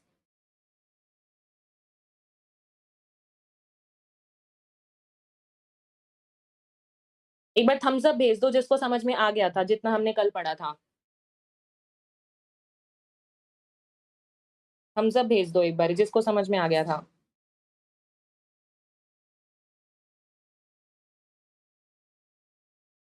Okay, okay, okay, okay. ठीक है। तो हम स्टार्ट करते हैं, इतना हमने कल पढ़ लिया था, ठीक है? यहाँ पे हम थे, हमने क्या देखा था, हमारे पास क्या हो रहा था, स्टार्टिंग से बता देती हूँ। हमारे पास एक माइक्रोस्पोर था, उस माइक्रोस्पोर में क्या हुआ था, हमारे पास वैक्यूलेशन हुई थी। इस वैक्यूलेशन में क्या हुआ था, हमारे पास जो न्यूक्लियस था, माइक्रोस्पोर के पास जो एट द स्टार्टिंग में हमारे पास जो न्यूक्लियस था, वो न्यूक्लियस हमारे पास कहाँ पे आ गया था, वो न्यूक्लियस हमारा नीचे आ गया था, ठीक है? और ऊपर जो वैक्यूल था, वो साइज़ बड़े होने की वजह से न्यूक्लियस नीचे आया था ना, तो वैक्यूल हमारा ऊपर चला जाएगा, न्यूक्लियस हमारा नीचे आ जाएगा, ठीक है? इसके बाद क्या होगा, हमारे पास स्पिंडल फाइबर्स की फॉर्मेशन जो है वो स्टार्ट हो जाएगी। वो भी कैसे स्पिंडल फाइबर्स, नाम जरूर याद रखना। एसिमेट्रिक स्पिंडल फाइबर शुरू होंगे। दैट मींस यहाँ पे कोई सिमेट्रिसिटी आपको नहीं दिखेगी। एसिमेट्रिक स्पिंडल फाइबर्स आपके पास यहाँ पे जो है वो आने लगेंगे न्यूक्लियस के चारों तरफ, ठीक है? अब ये देखो, जैसे मान लो आपके पास यहाँ न्यूक्लियस की तरफ ये स्पिंडल फाइबर्स आ रहे हैं, एट दी एंड उसके बाद क्या होता है हमारे पास, अल्टीमेटली हमारे पास एक पोलन ग्रेन बन गया था, जो कि फिर से मेरा डिवाइड हो गया था दो पार्ट्स में। एक छोटा वाला सेल जिसको हमने नाम दिया था हमारे पास जनरेटिव सेल, ठीक है? और एक ऊपर वाला जिसको हमने नाम दिया था वेजिटेटिव सेल। ये दो सेल हमने पढ़ने हैं ना, अभी आगे आपने एनसीईआरटी में भी अगर थोड़ा बहुत तुमने रीड करा हो पहले, तुम्हें पता होगा वेजिटेटिव सेल, जनरेटिव सेल का, ठीक है? तो याद रखना वेजिटेटिव सेल जो होता है वो कैसा होता है, लार्ज होता है, क्योंकि वो बना कैसे ये भी याद रखना, वैक्यूलेशन हुई, एसिमेट्रिक स्पिंडल्स आए, एट द एंड हमारे पास क्या बन जाता है, हमारे पास एक पोलन ग्रेन बन जाता है, जिसमें दो तरह के आपको सेल्स मिलने वाले हैं। क्वेश्चन आता है कि जो पोलन ग्रेन्स होती हैं जब वो मैच्योर हो जाती है, पोलन ग्रेन्स जो होती है जब वो हमारे पास, यस, जो पोलन ग्रेन्स होती है जब हमारे पास वो मैच्योर हो जाती है, उस स्टेट में क्या होता है, हमारे पास जो पोलन ग्रेन होती है वो दो सेल्स में बढ़ जाती है, वही वेजिटेटिव सेल, और सेकंड वन हमारे पास हम बोले तो हमारा जनरेटिव सेल, जो कि हम पढ़ चुके हैं, ठीक है? अब इसको आगे डिस्कस करते हैं। सी, अभी हम ब्रीफ में देखेंगे वेजिटेटिव सेल की कैरेक्टरिस्टिक्स क्या है, जनरेटिव क्या है। उससे पहले ये देखो, एक एनसीईआरटी में आपको एक्सपेरिमेंट दे रखा है कि पोलन ग्रेन, देखो पोलन ग्रेन को हमने क्या बोलते हैं, पोलन ग्रेन का दूसरा नाम है मेल गेमेटोफाइट। कभी भी इससे कंफ्यूज मत होना कि मेल गेमेटोफाइट माइक्रोस्पोर है या मेल गेमेटोफाइट मेल गेमीट है, ऐसा नहीं होता। गेमेटोफाइट बोला है, फाइट का मतलब कि जो आपके पास मेल प्रोड्यूसिंग बॉडी है, ठीक है, वो होता है। और पोलन ग्रेन से ही हमें पता है जो मेल गेमीट है वो आता है, तो दैट मींस पोलन ग्रेन हमारे पास क्या है, मेल गेमेटोफाइट है, ठीक है? अच्छा, अब एक्सपेरिमेंट पे आते हैं। एक्सपेरिमेंट पे देखो, एक्सपेरिमेंट में एनसीईआरटी में लिखा हुआ है कि हमने यहाँ पे एक हिबिस्कस फ्लावर का नाम होता है, सबने हिबिस्कस देखा होगा, ठीक है? हमने हिबिस्कस वाला फ्लावर लिया, हमने क्या करा, येलो कलर की, देखो आप जब अपने हिबिस्कस के ऊपर आपने क्या किया, येलोइश आपने कुछ देखा होगा, जब आप अपने हिबिस्कस के फ्लावर को ऐसा स्प्रिंकल करके देखोगे ना फिंगर्स पे, आपके पास कुछ येलोइश कलर का पाउडर सा आपका आ जाता है आपकी फिंगर्स पे, ठीक है? वो फिंगर आएगा, और अगर आप उसको अपने जो आपका येलोइश पाउडर आया है उस पे आप जब एक ड्रॉप ऑफ वाटर, एक बिल्कुल छिट्टा पानी का वो डाल के देखोगे, ड्रॉप ऑफ वाटर, आप उसको जब उसके माइक्रोस्पोर में ऑब्जर्व करोगे, तो आपको एट द एंड ऑब्जर्व होगा कि हाँ, जो ये पोलन ग्रेन्स हमने स्प्रिंकल की थी, ये तो बहुत ज्यादा वेराइटी ऑफ शेप्स की है, साइजेस की है, कलर्स की है, डिजाइन की है। दैट मीन्स आपके पास पोलन ग्रेन कोई एक स्पेसिफिक शेप की नहीं है, ऐसा नहीं होता। वो वेरियस शेप्स की, वेरियस साइज की, कलर्स की, डिजाइन की, इतनी आपको वेरिएबिलिटी देखने मिलती है। जैसे कि हमने कल स्टडी किया था कि हमारे पास साल्विया और मस्टर्ड में क्या था, वेरिएबिलिटी वहां पे कहां शो हुई थी, लेंथ ऑफ स्टेमन में। लेकिन यहाँ पे हमें किसमें वेरिएबिलिटी दिखेगी, वेरी इंपॉर्टेंट थिंग, शेप में, साइज में, कलर में एंड आपके डिजाइन में, ठीक है? ये देखो, वही हमने एनसीईआरटी में देखा, आपको पता होगा, पहले मैं पढ़ाती हूँ उसके बाद हम एनसीईआरटी रीड करते हैं, ठीक है? ये देखो, यही वहां पे लिखा हुआ है कि हमने करा हिबिस्कस का हमने फ्लावर लिया था, येलोइश कलर को हमने स्प्रिंकल किया था, और एट द एंड हमने क्या ऑब्जर्व करा, बहुत सारी वेराइटी ऑफ शेप्स दिखी। सी, एनसीईआरटी का डायग्राम भी देखो, यहाँ पे भी आपको शेप्स जो है दिख रही होगी, ये देखो, सी, सी यहाँ पे देखो, ये आपको इसकी शेप अलग दिख रही है, इनकी आपको शेप्स अलग दिख रही है, इस पोलन ग्रेन की आपको शेप अलग दिख रही है, तो तुम खुद देखो पोलन ग्रेन्स की शेप ही हमारे पास किस तरह से, कितनी वेरिंग डिग्री से हमारे पास ये वेरी करते हैं। इतना सबको समझ में आ गया ना? ठीक है। हाँ, अब यहाँ पे देखो पोलन ग्रेन, देखो हमने ऊपर अपना डायग्राम देख लिया, पोलन ग्रेन जो होता है वो दो सेल में डिवाइड हो जाता है, इतना हम पढ़ चुके हैं, ठीक है? और यार अगर आपको थोड़ी बैकग्राउंड नॉइस आ रही है तो इसके लिए सॉरी, ठीक है? देखो क्या होता है, जैसे पोलन ग्रेन हमारे पास ये बना, ठीक है, पोलन ग्रेन बना, पहली बात तो याद रखना, जो ये पोलन ग्रेन होती है वो स्फेरिकल इन शेप रहती है। कैसी रहती है, जैसे हमने कल माइक्रोस्पोरेंजिया पढ़ा था, माइक्रोस्पोरेंजिया भी हमारा कैसा था, सर्कुलर था। एंथर हमारा कैसा था, टेट्रागोनल था। और पोलन ग्रेन कैसा होगा हमारे पास, अगेन स्फेरिकल होगा, ठीक है, जिसका डायामीटर कितना होता है, 25 टू 50 माइक्रोमीटर। देखो ये बात यार जरूर याद रखना, माइक्रोमीटर है, नैनोमीटर नहीं है, पिकोमीटर नहीं है, माइक्रोमीटर है। क्योंकि ना नीट में बहुत बार ऐसे कंफ्यूजिंग क्वेश्चन आ जाते हैं, तुम्हें 10-6 दे देंगे, 10-9 दे देंगे, 10-10 दे देंगे, वेराइटी ऑफ थिंग्स दे देंगे, लेकिन तुम्हें मार्क करके आना है माइक्रोमीटर, विच इज बेसिकली 10-6 वाला। ठीक है, याद रखना। अब क्या है, पोलन ग्रेन को ना हम ना दो पार्ट्स में डिवाइड करते हैं। पहला पार्ट एक आउटर पार्ट होगा, एक इनर वाली, मतलब जैसे हमने कल अपनी एंथर की 4 लेयर्स पढ़ी थी, मैंने आपको बताया था ना यहाँ पे, थी मैंने आपको एंथर की यहाँ पे अभी ऊपर ऊपर, यस हमने यहाँ पे एंथर की 4 लेयर्स पढ़ी थी। सिमिलरली क्या होता है, हमारे पास जो पोलन ग्रेन होती है वो भी हमारे पास 2 लेयर्स में डिवाइडेड होती है, एक आउटर वाली और एक होगी हमारे पास इनर वाली। आउटर वाली लेयर को स्टूडेंट्स हम बोलते हैं एक्साइन, और इनर वाली लेयर को हम बोलते हैं हमारा इंटाइन। ठीक है, अब क्या है, अब देखो यार इसकी ना कैरेक्टरिस्टिक्स बहुत ज्यादा इंपॉर्टेंट है। तुमने एनसीईआरटी में अगर एक वर्ड देखोगे स्पोरोपोलिनिन नाम करके, ठीक है, स्पोरोपोलिनिन हमने एक वर्ड देखा था। ठीक है, ये जो स्पोरोपोलिनिन होता है ना, पहली बात तो इसको तुम रट लो बिल्कुल। स्पोरोपोलिनिन क्या होता है, it's basically the most resistant most most resistant organic material. ये क्या होता है, मोस्ट रेजिस्टेंट ऑर्गेनिक मटेरियल माना जाता है, कि मतलब ये इतना ज्यादा रेजिस्टेंट है कि ना ये हमारे पास, आप हाई टेम्परेचर लगा दो इस पे कोई फर्क नहीं पड़ेगा, एसिड लगा दो कोई फर्क नहीं पड़ेगा, कोई अल्कली लगा दो, बेस लगा दो, कोई फर्क नहीं पड़ेगा। तभी हमारा जो एग्जाइन होता है, इसको हम पता है किसकी तरह स्टोर कर सकते हैं, इसको हम स्टोर कर सकते हैं एज एन फॉसिल्स। आपकी उसमें एनसीईआरटी में लिखा हुआ है कि आप इसको बेसिकली बहुत टाइम तक आप इसको रख सकते हो, फॉसिल्स को आप रख सकते हो। क्यों? क्योंकि ये रेजिस्टेंट है, इस पे कोई फर्क ही नहीं पड़ेगा। इसलिए तो ये बात याद रखना कि जो एक्साइन वाली लेयर है वो बनी होती है स्पोरोपोलिनिन से। इंटाइन मत बोल देना, इंटाइन की अलग बात आएगी। ठीक है, एक्साइन बना होता है मेरा स्पोरोपोलिनिन से। ठीक है, अब क्या है, इस एक्साइन के पास ना क्या होता है, हमारे पास इस एक्साइन के पास कुछ ना, जैसे मान लो ये मेरे पास पोलन ग्रेन था, इसकी आउटर लेयर कौन सी थी मेरे पास, एक्साइन, आपको बताई मैंने। ठीक है, और अंदर वाली कौन सी होती है, इंटाइन। अभी हम फिलहाल आउटर की बात कर रहे हैं। इस आउटर वाली लेयर पे हमारे पास ना कुछ पोर्स प्रेजेंट होते हैं। ये देखो, जैसे यहाँ पोर मिल गया, यहाँ पोर मिल गया, या मैं इसको ये देखो ऐसे, यहाँ पोर मिल गया, यहाँ पोर। तो इस तरह से ना आपको कुछ ना कुछ पोर्स मिलते हैं, जहां पे आपको क्या मिलता है, यहाँ पे आपको स्पोरोपोलिनिन एब्सेंट होगा। जैसे मान लो स्पोरोपोलिनिन यहाँ था, यहाँ था, यहाँ था, यहाँ था, लेकिन जब हम इस पोजीशन पे आएंगे, यहाँ पे हमारे पास स्पोरोपोलिनिन जो है वो हमारे पास नहीं होता। तो याद रखना, और जहां पे ये स्पोरोपोलिनिन प्रेजेंट, जर्म पोर्स क्या कहते हैं, जर्म पोर्स कहते हैं। ठीक है, ये बहुत इंपॉर्टेंट क्वेश्चन है कि जर्म पोर्स के पास हमें क्या मिलता है, स्पोरोपोलिनिन हमें नहीं मिलता है।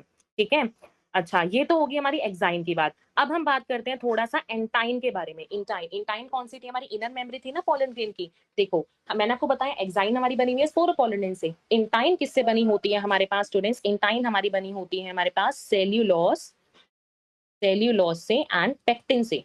ठीक है, यानी कि कॉम्पोजिशन जरूर याद रखना, किससे क्या चीज बनी हुई है, ये हमारी बनी हुई है सेल्यूलोज से और पेक्टिन से मिलके बनी हुई होती है। ठीक है, एनसीईआरटी में मैं आपको दिखा देती हूँ, एनसीईआरटी में क्या क्या लिखा हुआ है। देखो ये देखो, एक्साइन किसकी बनी होती है हमारे पास, स्पोरोपोलिनिन की। अभी मैंने आपको बताया, जो कि मोस्ट रेजिस्टेंट ऑर्गेनिक मटेरियल है, ऑलरेडी टोल्ड यू। ठीक है, विथस्टैंड कर सकता है, मींस टॉलरेट कर सकता है हाई टेम्परेचर को, स्ट्रॉन्ग एसिड्स को, अल्कली को। और ऐसा कोई एंजाइम अभी तक नहीं है जो कि आपका डिग्रेड कर सके आपकी स्पोरोपोलिनिन को। ठीक है, दूसरा पॉइंट मैंने आपको जंप पोल के बारे में भी बता दिया। ठीक है, तो आपको इतना समझ में आ गया ना। यस, मैं आपके फिर से कमेंट्स देख लेती हूँ, एक बार थम्स अप दे दिया करो यार जिसको समझ में आ गया है।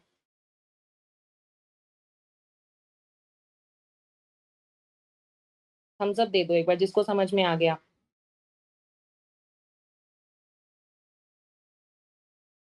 आज समझ में आ रहा है, आज तो स्पीड तेज नहीं लग रही, एक बार बता दो। स्पीड आज तो तेज नहीं लग रही ना। मैंने तुम्हारे सारे कमेंट्स रीड किए थे, यूट्यूब पे भी टेलीग्राम पे भी, तो ये मत समझा करो कि हम देखते नहीं, नहीं सारे कमेंट्स आपके रीड किए थे। जो जो तुमने दिक्कतें बताई थी सारी हमने की थी। तुमने पेन बोला था, पेन अरेंज करा, सब कुछ करा। तुमने स्पीड बोली, स्पीड भी कम करी। ठीक है, तो जो भी तुम्हें दिक्कत होती है तुम टेलीग्राम पे जरूर बता सकते हो, वहां पे अपना तुम वहां पे ज्वाइन कर लेना टेलीग्राम ग्रुप को, आदित्य सर ने आपको बताया होगा। ठीक है, तो ये समझ में आ गया ना एक्साइन इंटाइन का। अब हम देखते हैं वेजिटेटिव और जनरेटिव सेल। देखो हमने आपको ऊपर बताया था, हमारे पास क्या था, ऊपर वाला बड़ा वाला वेजिटेटिव होता है, नीचे वाला जनरेटिव होता है। अब इसको थोड़ा ब्रीफ में देखते हैं। ठीक है, देखो वेजिटेटिव सेल जो होता है क्या होता है, बिगर होता है, पढ़ लिया हमने। एबंडेंट फूड, अब देखो हमने बोला 2 सेल्स हैं, बड़ा है छोटा है। जो सेल बड़ा होगा वो कैसा होता है हमारे पास, उसके पास एबंडेंट फूड मटेरियल होगा। बड़ा है तभी तो मैंने बोला ना, उसके पास क्या मटेरियल होगा, एबंडेंट, बहुत ज्यादा फूड मटेरियल जो है वो प्रेजेंट होगा। और इसके पास न्यूक्लियस कैसा होता है, इरेगुलरली शेप न्यूक्लियस होता है। मतलब अगर मैं आपको इसका न्यूक्लियस दिखाऊं, इसका न्यूक्लियस ऐसे टेढ़ा मेढ़ा मेढ़ा दिखेगा, बिल्कुल ऐसे। ठीक है, इसका न्यूक्लियस आपको इस तरह से दिखता है, बहुत इंपॉर्टेंट है याद रखना, इरेगुलरली शेप न्यूक्लियस कहाँ दिखता है। और अभी हम जनरेटिव पे देखेंगे वो कहाँ मिलता है, याद रखना।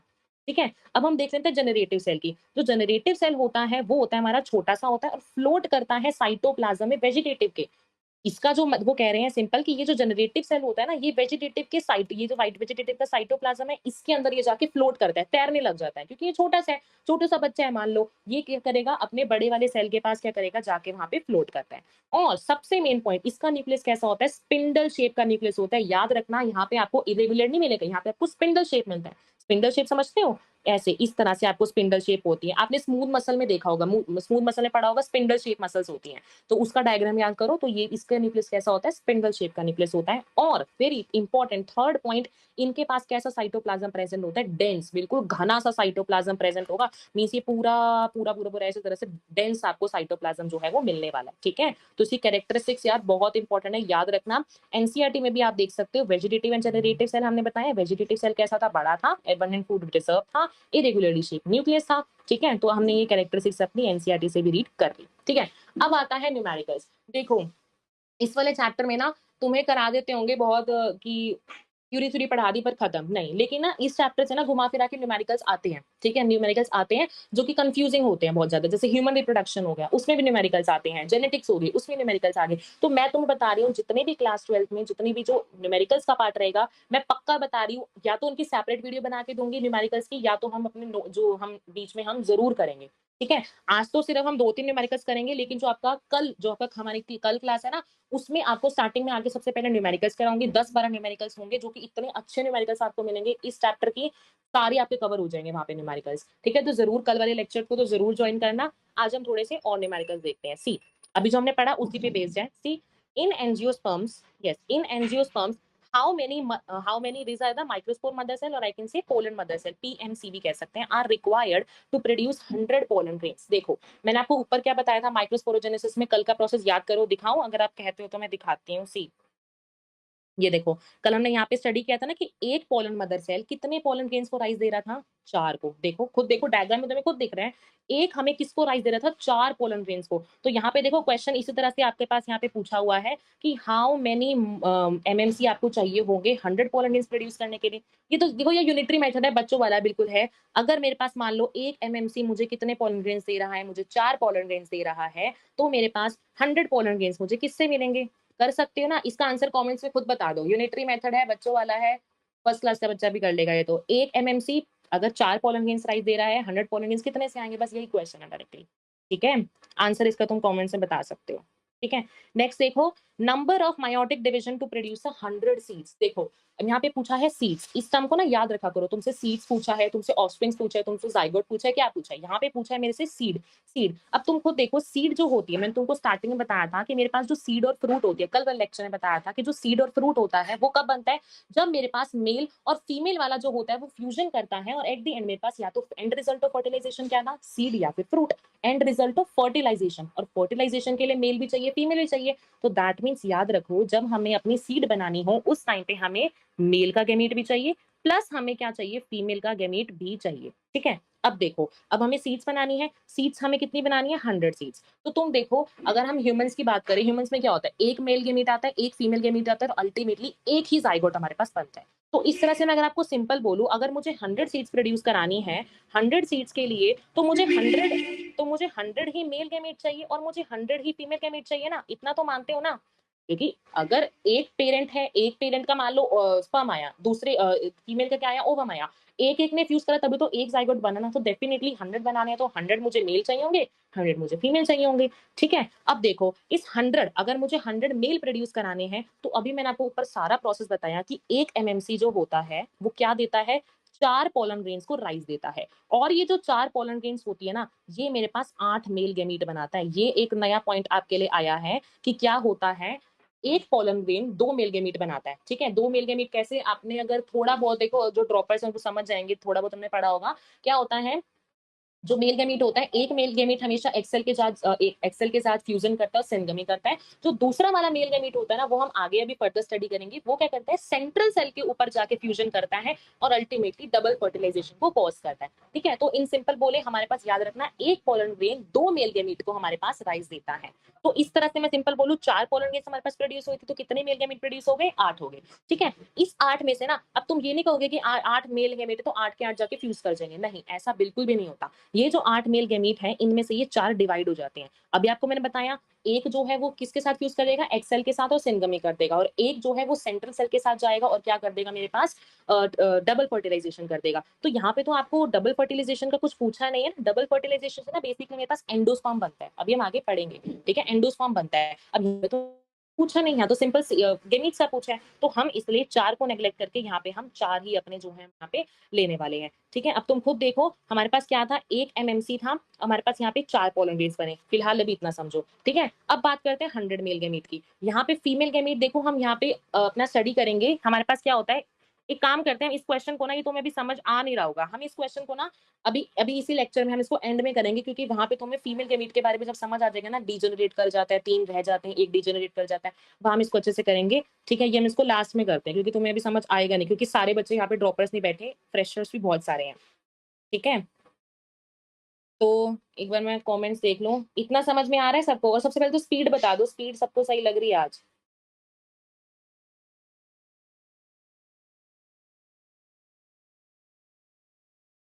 स्पीड सबको सही लग रही है आज?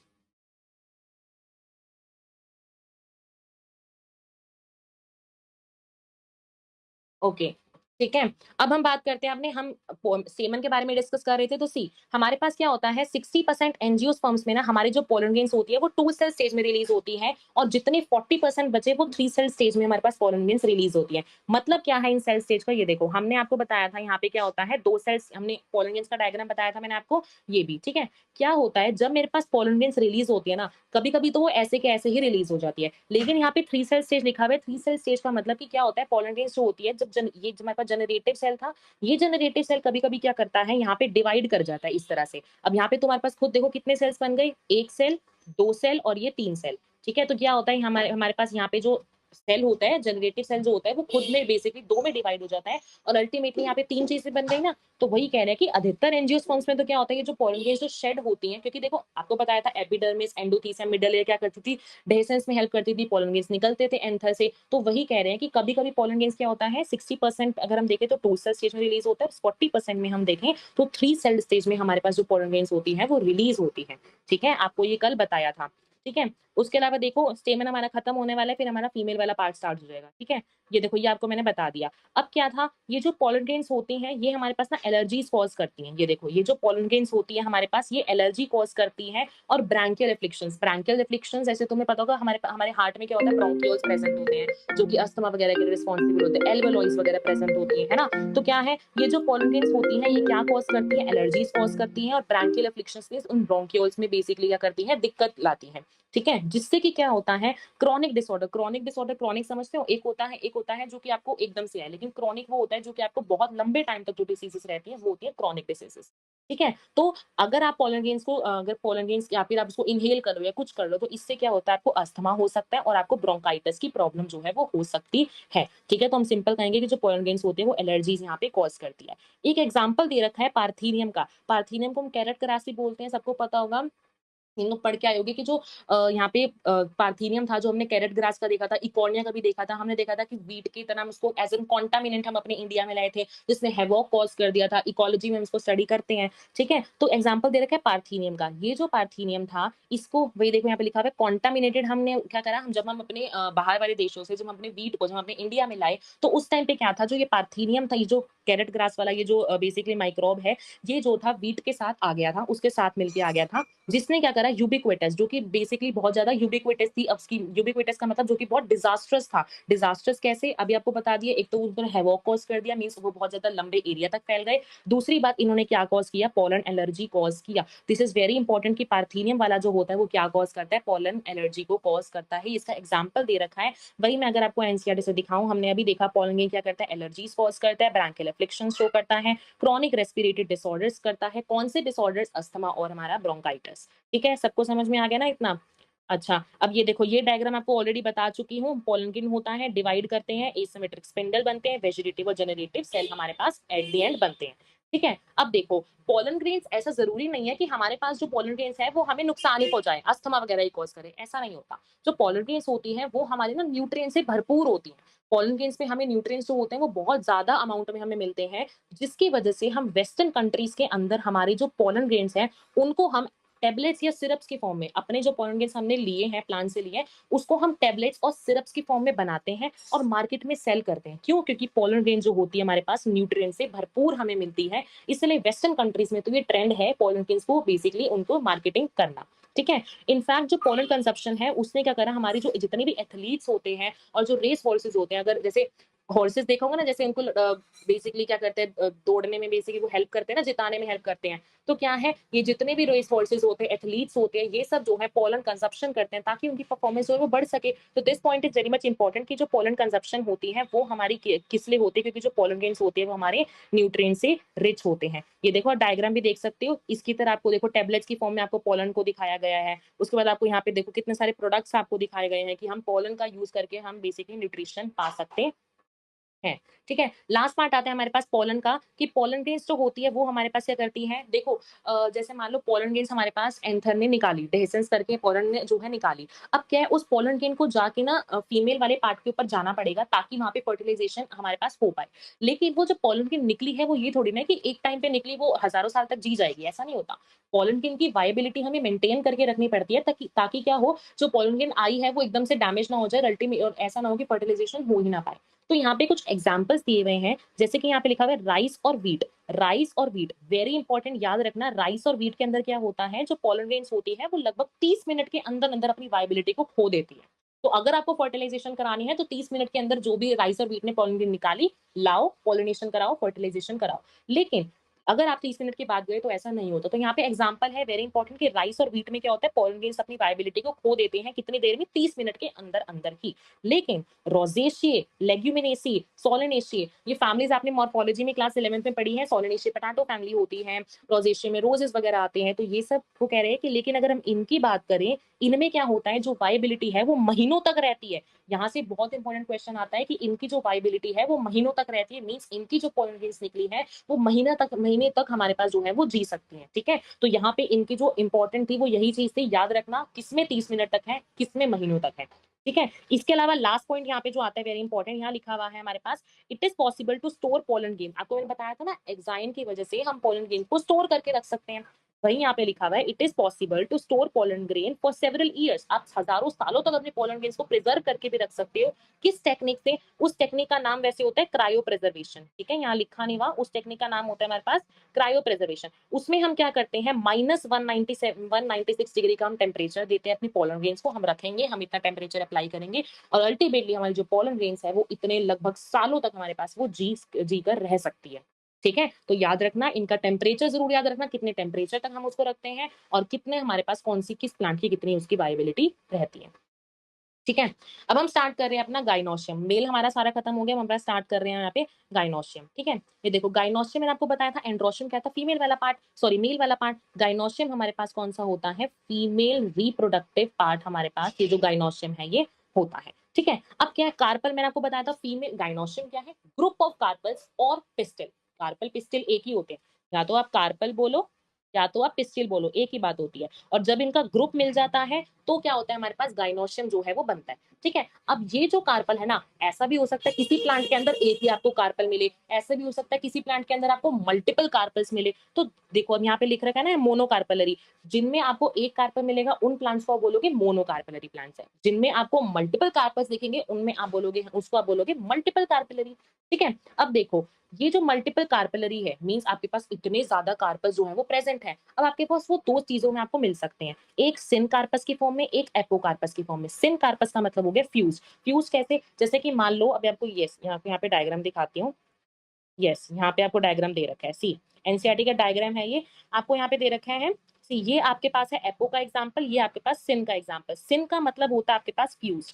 सिन का मतलब होता है मेरे पास फ्यूज। फ्यूज का मतलब जब मेरे पास, मान लो मैंने बोला मल्टी कार्पल, मेरे पास बहुत सारे कार्पस हैं, जब वो कार्पस मेरे पास फ्यूज मिलेंगे, एक दूसरे से जुड़े हुए हैं, तो उस सिचुएशन को मैं कहूंगी सिन कार्पस। ठीक है, लेकिन जब मेरे पास जो कार्पस है वो अलग अलग रहेंगे, बिल्कुल अलग अलग, उस सिचुएशन को मैं कहूंगी मेरे पास एपोकार्पस। इस सिचुएशन, इस नाम को याद रखना, सिन कार्पस। मोर्फोलॉजी में वैसे तुम 11th में स्टडी करके आ चुके हो।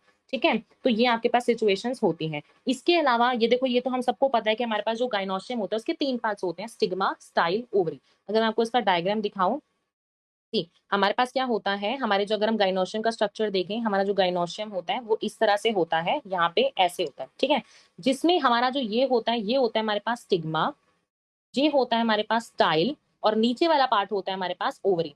ठीक है, ये जो स्टिग्मा होता है ना, ये बेसिकली रिसेप्टिव पार्ट होता है। रिसेप्टिव पार्ट मतलब देखो, जैसे पोलन ग्रेन्स मान लो आई, पोलन ग्रेन्स आई तो आना तो उसको प्लांट, आना तो उसको फीमेल वाले प्लांट के ऊपर है ना, तो ये फीमेल वाले प्लांट के ऊपर मान लो ऐसे ही, मेरे पास पोलन ग्रेन्स आई आई आई, ये हमारे पास स्टिग्मा पे आके बैठ जाती है। ये पोलन ग्रेन्स क्रिया करती है, अंदर अंदर मूव करती है, और अल्टीमेटली जाके यहाँ पे हमारे पास ओवरी में जो ओवम बैठा होता है उसके साथ फ्यूजन करता है। ठीक है, तो याद रखना, स्टिग्मा हमारे पास क्या होता है, रिसेप्टिव पार्ट। स्टिग्मा कैसा होता है हमारे पास, रिसेप्टिव पार्ट होता है हमारी पोलन ग्रेन्स के लिए। स्टाइल क्या होता है, ये जो स्टाइल है ये कैसा आपको दिख रहा है, इलोंगेटेड नहीं दिख रहा, ये हमारा इलोंगेटेड, ऐसे लंबा सा इलोंगेटेड होता है। और ओवरी हमारा कौन सा होता है, ओवरी के लिए नाम लिखा हुआ है एनसीईआरटी में, ovary is are bulged part. Bulge है ना, बल्ज मींस फूला हुआ।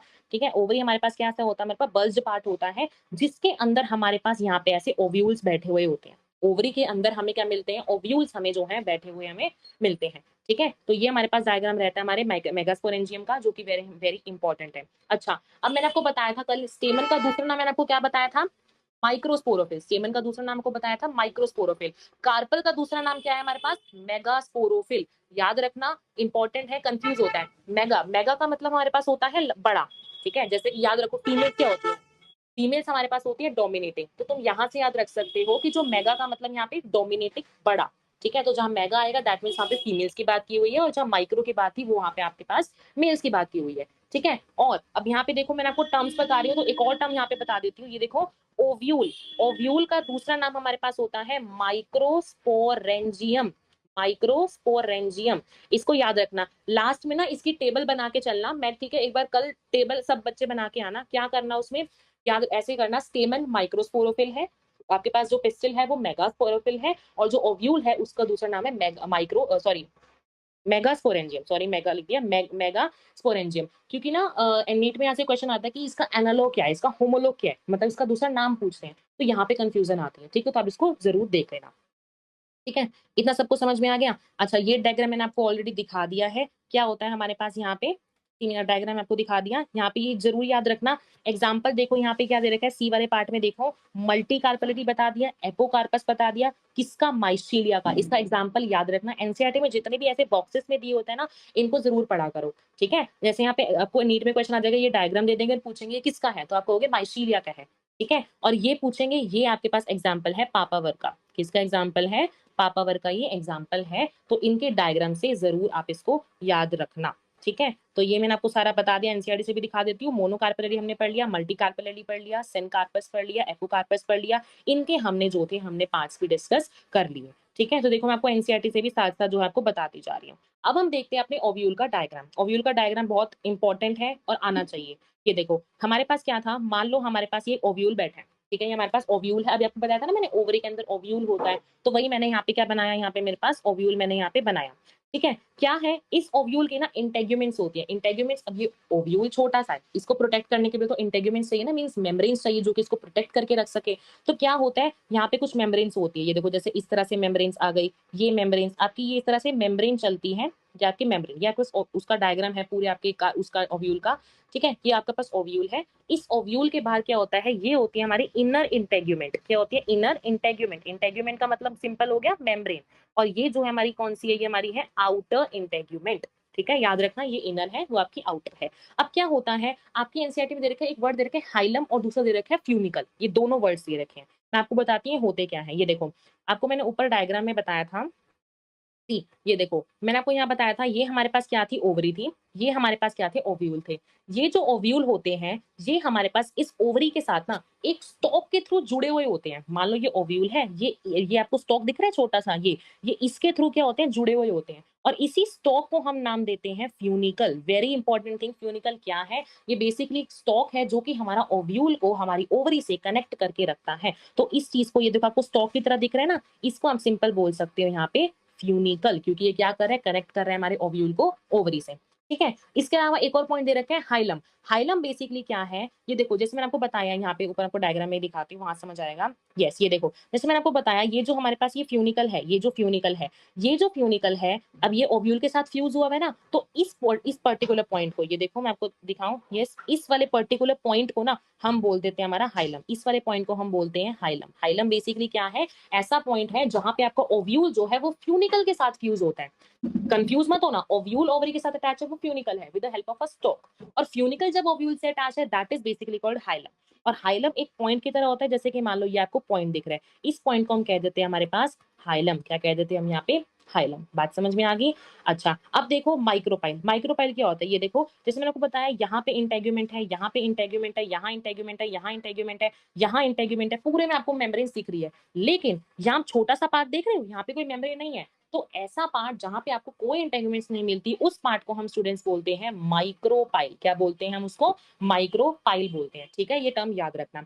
और माइक्रोपाइल के बिल्कुल ऑपोजिट हमारा कौन सा एंड रहता है, चालाजल एंड। माइक्रोपाइल के बिल्कुल ऑपोजिट हमारे पास कौन सा एंड रहता है, चालाजल एंड रहता है। इन एंड्स को बिल्कुल याद रखना, एक तो हाइलम फ्यूनिकल याद रखना, एक माइक्रोपाइलर एंड और अपना चालाजल एंड को याद रखना। ये जो चालाजल एंड है ना, हम आगे देखेंगे, इनके पास एंटीपोडल्स होते हैं, वो हम आपको आगे बताएंगे। ठीक है, तो ये चालाजल एंड होता है, और ये हमारे पास बेसल पार्ट होता है। कौन सा, बेसल पार्ट। अब तुम कहोगे है तो ये ऊपर, लेकिन ये बेस वाला पार्ट, नीचे वाला पार्ट कैसे हो गया? क्यों? क्योंकि यहाँ हमने ये डायग्राम बनाया एनाट्रोपस ओव्यूल का। एनाट्रोपस का मतलब उल्टा ओव्यूल, मतलब जब आपने ओव्यूल है ऐसे, लेकिन मैं उसको 180 डिग्री से घुमा दूं तो मींस यहाँ पे आपको उल्टे ओव्यूल की आपको डायग्राम दे रखा है एनसीईआरटी में, वही हमें पढ़ना है। ठीक है, वैसे ओव्यूल आपके बहुत तरह के होते हैं, हेमीट्रोपस होते हैं, एम्फीट्रोपस होते हैं, जब आप 90 डिग्री पे घुमा दोगे, 180 पे घुमा दोगे, नाम अलग अलग है। एनसीईआरटी में एनाट्रोपस है, एनाट्रोपस ही करेंगे।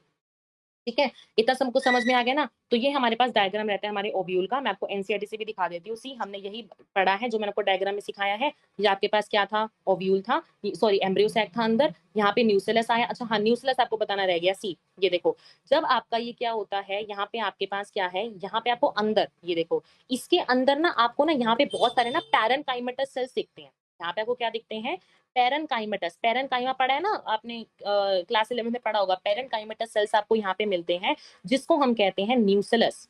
क्या कहते हैं, न्यूसेलस। न्यूसेलस बहुत इंपॉर्टेंट है। ये जो न्यूसेलस होता है ना, इसके पास हम आगे देखेंगे ये क्या होता है, फूड मटेरियल। जैसे वेजिटेटिव सेल फूड मटेरियल से भरा हुआ था, ये भी फूड मटेरियल से बेसिकली होता है। डेंस साइटोप्लाज्म इसके पास भी होता है।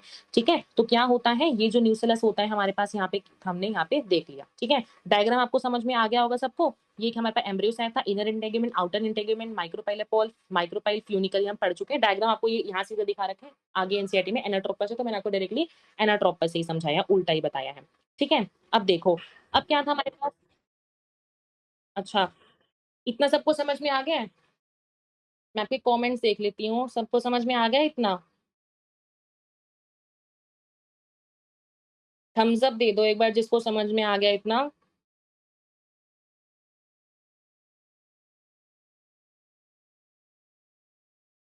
क्वेश्चन पूछा हुआ है ये आशुतोष पेनुली ने, how many walls of pollen grain. अभी आपको बताया ना, यहाँ पे पोलन ग्रेन्स की दो वॉल्स होती हैं, एक्साइन और इंटाइन।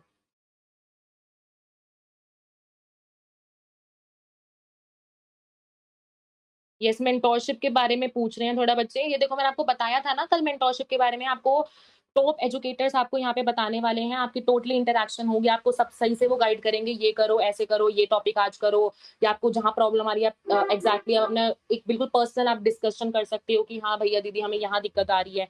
ठीक है, तो आप पर्सनल मेंटोरशिप, इसका प्राइस भी सिर्फ 4000 रुपीज, आप जरूर ज्वाइन कर सकते हो। प्लस आपको premium DPP free of cost मिलने वाली है, जो मेंटोरशिप के पार्ट है। ठीक है, जिसमें आपको 200 टाइप ऑफ क्वेश्चंस एक ही चैप्टर के, मैक्सिमम भी हो सकते हैं, ऐसा 200 फिक्स नहीं है। ठीक है, तो आप उसको जरूर ज्वाइन कर सकते हो। ठीक है, सबको समझ में आ रहा है ना? ठीक है, तो हम आगे देखते हैं, थोड़ा सा ही पार्ट बचा है, हो जाएगा। ठीक है, अब क्या है, प्लेसेंटा। हाँ, प्लेसेंटा देखो बताना था क्या होता है हमारे पास। ये जो आपको डायग्राम बताया था मैंने यहाँ पे, ये जो ओवरी थी ना, ये जो हमारे पास ओवरी होती है, इस ओवरी के अंदर हमें क्या मिलता है, ये जो जितना खाली स्पेस मिलता है ना, ये जो खाली स्पेस होता है, इसको हम बोलते हैं लोक्यूल। ओवरी के अंदर जितना भी खाली स्पेस होता है उसको हम बोलते हैं लोक्यूल बोलते हैं। और इसी लोक्यूल से ना, इस ओवरियन लोक्यूल, एनसीईआरटी में टर्म दे रखा है, इस ओवरियन लोक्यूल से हमारे पास क्या होता है, प्लेसेंटा जो है वो आता है। इस ओवरियन लोक्यूल से हमारे पास जो प्लेसेंटा होता है वो अराइज करता है, और इसी प्लेसेंटा, जो प्लेसेंटा आपको बताया, इसी प्लेसेंटा से हमारे पास क्या आएगा, यहाँ पे मेगास्पोरेंजियम हमारे पास आता है। इसी प्लेसेंटा से हमारे पास क्या आता है, मेगास्पोरेंजिया आता है, जो कि अल्टीमेटली आपका मेगास्पोरोजेनेसिस में हेल्प करेगा। पहले हमने माइक्रोस्पोरोजेनेसिस पढ़ी, यहाँ हम मेगास्पोरोजेनेसिस अभी आगे पढ़ेंगे। ठीक है। अब क्या है, ये जो मेगास्पोरेंजिया है ना, या फिर मैं सिंपल बोलूं ओव्यूल, अब क्या होता है, किसी प्लांट के अंदर आपको एक ओव्यूल मिल सकता है, किसी प्लांट के अंदर आपको मल्टीपल ओव्यूल्स मिल सकते हैं। ठीक है। जैसे कि एग्जांपल दे रखा है, जिस प्लांट के अंदर आपको एक ही ओव्यूल मिलता है उसका आपको एग्जांपल दे रखा है, जैसे कि वीट का प्लांट, पेडी का, मैंगो का। याद रखना, वेरी इंपॉर्टेंट है, यहाँ पे क्वेश्चन आता है मोनो, आपसे क्वेश्चन आ जाएगा मोनो ओव्यूलर कौन सी है या मल्टी ओव्यूलर कौन सी है। ठीक है। और जहां पे आपको बहुत सारे ओव्यूल मिलेंगे उनका एग्जांपल पपाया, वाटरमेलन, ऑर्किड। ऐसे याद कर, देखो वाटरमेलन जब तुम खाते होगे तुम्हें इतने सारे बीज दिखते होंगे, पपाया तुम खाते होगे तुम्हें बहुत सारे बीज वगैरह दिखते होंगे, सीड्स दिखती होगी, तो ऐसे तुम उसको याद कर सकते हो। ठीक है। इतना सबको समझ में आ गया। अच्छा, अब हम देखो, मैंने आपको एनसीईआरटी में दिखा देती हूँ, हमने फ्यूनिकल के बारे में पढ़ लिया, हाइलम के बारे में पढ़ लिया, इंटेगुमेंट सीख ली, स्मॉल ओपनिंग हमने अपनी माइक्रोपाइल के बारे में अच्छे से स्टडी कर लिया। ठीक है। अब देखते हैं मेगास्पोरोजेनेसिस। कल आपको मैंने बताया था माइक्रोस्पोरोजेनेसिस, आज हम पढ़ते हैं अपनी मेगास्पोरोजेनेसिस। ये बहुत इंपॉर्टेंट है यार, इसको ध्यान से सुनना। ठीक है, बहुत इंपॉर्टेंट है। सी क्या था हमारे पास, जैसे हमारे पास एक माइक्रोस्पोर था, सिमिलरली यहाँ माइक्रोस्पोर मदर सेल था, सिमिलरली यहाँ पे हमारे पास एक मेगास्पोर मदर सेल भी आता है। मेगास्पोर के लिए एमजी लिख लो। ठीक है। एक हमारे पास मेगास्पोर मदर सेल भी होता है, जैसे माइक्रोस्पोर था इसी तरह से मेगास्पोर मदर सेल भी होता है। इसमें क्या होता है, हमारे पास मान लो मेयोसिस 1 भी हो गई, मेयोसिस 2 भी होगी, मान लो दोनों चीजें हमारे पास यहाँ पे खत्म हो गई। इसके बाद हमारे पास क्या होगा, यहाँ पे हमारे पास ना, आपको पता है माइक्रो जब 2 मेयोसिस होती है तो हमारे पास 4 जो है मेगास्पोर जो है बन जाएंगे। लेकिन उसमें जब हमने मेल्स के सेमन के बारे में स्टडी किया था, वहां पे तो हमारे पास चारों के चारों फंक्शनल थे, है ना। लेकिन फीमेल्स में ऐसा नहीं होता। फीमेल्स में क्या होता है, ये जो 3 होते हैं ना, ये डीजेनरेट हो जाते हैं। ये जो 3 होते हैं ना, ये डीजेनरेट हो जाते हैं, इनका कोई काम नहीं रहता। लेकिन जो एक है, ये जो एक होता है ना, ये हमारे पास जो है वो फंक्शनल रहता है। इस बात को याद रखना कि जो एक रहता है, सिर्फ 4 में से सिर्फ एक ही हमारा फीमेल्स के केस में फंक्शनल रहता है, बाकी 3 हमारे पास जो है वो डीजेनरेट जो है वो हो जाते हैं। ठीक है। अब क्या है, अब यहाँ पे मान लो एक ने ही ग्रो करना है, मान लो ये मेरे पास एक आया, ये मेरे पास एक आया, इसने क्या करनी है, अपने अंदर यहाँ पे ग्रोथ शो करनी है। ये पता है कोई कैसी ग्रोथ शो करता है, ये शो करता है फ्री न्यूक्लियर ग्रोथ। आपके एनसीईआरटी में टर्म दे रखी है फ्री न्यूक्लियर ग्रोथ। ये शो करता है किस तरह से, ये देखो, जैसे मान लो आपके पास ये, आपके पास एक जो था मेगास्पोर आपके पास आया, इस मेगास्पोर ने क्या करा अल्टीमेटली, जैसे मान लो, यस, इस मेगास्पोर ने क्या किया, ये मेगास्पोर क्या करेगा, आपके पास डिविजन शो करेगा। ये जो मेगास्पोर है ये डिवीजन में जाएगा, और अल्टीमेटली यहाँ पे जैसे हमने ये देखो, ये पॉइंट जरूर याद रखना, मेल्स में चारों फंक्शन रहते हैं, लेकिन फीमेल्स में आपके पास 2 ही जो है वो, एक ही जो है वो फंक्शनल रहता है। अब इसके अंदर ना आपको न्यूक्लियस के डिवीजन देख रहे हैं, जैसे मेल्स हमने स्टडी की थी, न्यूक्लियस नीचे आ रहा था, वैक्यूल ऊपर आ रहा था। इसमें भी हमें क्या करना है, अपने न्यूक्लियस की जो डिविजन है उसको अच्छे से स्टडी करना है। तो देखो क्या होता है हमारे पास, न्यूक्लियस के यहाँ पे डिवीजन देखेंगे, सबसे पहले मान लो यहाँ पे एट स्टार्ट, ये देखो यहाँ पे मान लो हमारे पास एक न्यूक्लियस प्रेजेंट था। पहली डिवीजन जब होगी, ये होगी, मान लो मेरे पास फर्स्ट माइटोसिस शुरू होगी मेरे पास यहाँ पे, तो क्या हुआ, मेरे पास यहाँ पे 2 न्यूक्लियस बन गए। ठीक है। उसके बाद और डिवीजन हुई, मेरे पास 4 न्यूक्लियस बन गए। उसके बाद और डिवीजन हुई, मेरे पास 8 न्यूक्लियस बन गए। 8 न्यूक्लियस मेरे पास यहाँ पे जो है वो बन जाते हैं। तो तुम खुद देखो, एक न्यूक्लियस से मैं 8 न्यूक्लियस की स्टेज पे आ चुकी हूँ। तो दैट मीन्स यहाँ पे कह सकती हूँ ना कि यहाँ पे क्या हो गई, मेरे पास फ्री न्यूक्लियर डिवीजन मुझे यहाँ पे देखने मिलती है। एक न्यूक्लियस से मैंने 8 सेल न्यूक्लियस तक मैं यहाँ पे आ गई हूँ, और यही 8 न्यूक्लियस पता है मेरे पास पूरे ओव्यूल का जो है वो पूरा डायग्राम बनाते हैं। तो अभी बता दूं मैंने आपको, देखो अभी बता देती हूँ यहाँ पे ओव्यूल का डायग्राम। यहाँ पे कैसे देखो, जैसे मेरे पास 8 सेल बने, ये जो 8 मेरे पास होते हैं ना, ये अरेंज होते हैं। मान लो मेरे पास ये बड़ा सा ओव्यूल था, अभी ऊपर आपको मैंने बताया था ना, ओव्यूल ऊपर आपको बना के दिखाया था। इस ओव्यूल्स में क्या होता है, ये जो 8 मेरे पास बने हैं ना, ये डिवाइड हो जाते हैं। ये नहीं कि एक जगह जाके गुच्छा बना लेंगे, नहीं, ऐसा नहीं होता। 3 ऊपर चले जाते हैं, 2 नीचे आ जाते हैं, 3 सबसे नीचे चला जाते हैं। ठीक है। ये देखो मैं आपको अगर बताऊं, ये देखो जैसे कि मान लो ये जब मेरे पास 8 थे, 8 में से जो ये मान लो ये 3 थे, ये जो 3 थे ये मेरे पास चले जाते हैं ऊपर, ये मेरे पास चले जाते हैं कहाँ पे, ऊपर। और ये मेरे पास बना देते हैं एंटीपोडल्स। ये जो 3 मेरे पास ऊपर गए, ये होते हैं एंटीपोडल। जो कि मेरे पास कहाँ प्रेजेंट होते हैं आपको बताया था, चालाजल एंड पे। कहाँ प्रेजेंट होते हैं? चालाजल एंड पे। याद रखना एंटीपोडस कहाँ मिलते हैं? चालाजल एंड पे मिलते हैं। एसी, एसी से याद कर सकते हो, एसी चलता है सबके घर, एसी से याद रख सकते हो। एंटीपोडस कहाँ मिलते हैं? चालाजल एंड पे मुझे मिलते हैं। 3 तो मेरे पास चलो हो गए डिवाइड, ठीक है। उसके बाद ये जो बाकी 3 बचे, जो बाकी 3 है वो मेरे पास चले जाते हैं नीचे। कहाँ चले जाते हैं? नीचे। और ये क्या बना देते हैं मेरे पास? पहली बात तो ये कौन सा एंड था आपको बताया था? माइक्रोपाइलर एंड मैंने आपको बताया था यहाँ पे, ठीक है। ये जो नीचे है ये हमारे पास अलग डिवीजन कर लेते हैं, ठीक है। और यहाँ पे आपको ना यहाँ पे और ये जो तीनों होते हैं इनका नाम क्या है? सिनर्जिड्स। जैसे ऊपर उनका नाम क्या था मेरे पास? एंटीपोडस था। जो नीचे 3 आ जाते हैं उनको हम बोलते हैं सिनर्जिड्स। अब क्या है, इन सिनर्जिड्स के पास ना मेरे पास यहाँ पे कुछ इस तरह से ना ऐसे यहाँ ऐसे कुछ विलाई टाइप के स्ट्रक्चर्स दिखते हैं। इनको हम बोलते हैं फिलीफॉर्म अपरेटस। क्या बोलते हैं इनको हम? फिलीफॉर्म अपरेटस बोलते हैं। इसका काम क्या होता है? जैसे हमको बताया था मैंने, pollen grain I, eight the and क्या करना है? फ्यूजन करनी है। जब फ्यूजन करनी है तो गाइड करना पड़ता है पोलन, जो आपके पास पोलन ग्रेन उनको गाइडेंस देनी पड़ती है कि हाँ तो इस तरह से आओ और अल्टीमेटली जाके यहाँ पे फ्यूज करो। तो गाइडेंस देने का काम कौन करता है, या फिर सिंपली बोलो लाने का काम कौन करता है? ये फिलीफॉर्म अपरेटस। बहुत इंपॉर्टेंट क्वेश्चन है, फिलीफॉर्म अपरेटस का काम क्या होता है? ये का काम होता है गाइडेंस करना आपकी पोलन ग्रेन्स को जो भी आ रही है, ठीक है। अब 3 3 6 तो मेरे पास हो गए, बचे कितने? 2। ये जो 2 होते हैं ना ये मेरे पास जाके बैठ जाते हैं सेंट्रल सेल, मींस हमारे पास पूरे उसके न्यूक्लियस में जो पूरा हमारा ओव्यूल है उसके सेंटर में जाके ये बैठ जाते हैं। और अल्टीमेटली हमारे पास ये क्या बना देते हैं? सेंट्रल सेल बना देते हैं। क्या बनाते हैं हमारे पास? ये सेंट्रल सेल बना देते हैं, ठीक है, याद रखना। और ये पूरा पार्ट वैसे इसको सेंट्रल सेल कहते हैं। और ये जो न्यूक्लियस बचे ना, ये जो देखो उनको तो हमने नाम दे दिया एंटीपोडर सिनर्जिड्स। इनका नाम हमारे पास होता है पोलर न्यूक्लियाई। जो मैं आपको ऊपर बताया था ना क्वेश्चन में कि पोलर न्यूक्लिया के साथ एक गैमीट आता है वो फ्यूज करता है, और एक गैमीट मेरे पास आता है किसके साथ फ्यूज करता है? हमारे पास सिनर्जिड्स के साथ। अब क्या है, ये देखो सिनर्जिड्स के पास ना यहाँ पे एक छोटा सा, ये देखो आपको ये मैंने आपको डायग्राम बताया था, इस सिनर्जिड के पास आपको यहाँ पे मिलता है एक्सेल। ये मेरे पास होता है एक्सेल। क्या होता है? एक्सेल, ठीक है। इसी एक्सेल के साथ बेसिकली जाके हमारा एक गैमीट आता है, फ्यूजन करता है, सिंगम इशू करेगा, और दूसरा मेल गैमीट मेरा कहाँ जाएगा? इस पोलर न्यूक्लियर के पास जाएगा और अल्टीमेटली फ्यूजन को शो करेगा, ठीक है। तो ये हमारे पास पूरा ओव्यूल का डायग्राम रहता है, बहुत इंपॉर्टेंट है। इसके अलावा अब देखो तुम्हें क्वेश्चन ही खुद पूछना चाहिए था कि क्या है, अब यहाँ पे तुम्हें न्यूक्लियस तो दिख रहा है, लेकिन यहाँ पे तुमने पूछना नहीं था मैम ये यहाँ पे ये वॉल कैसे आ गई?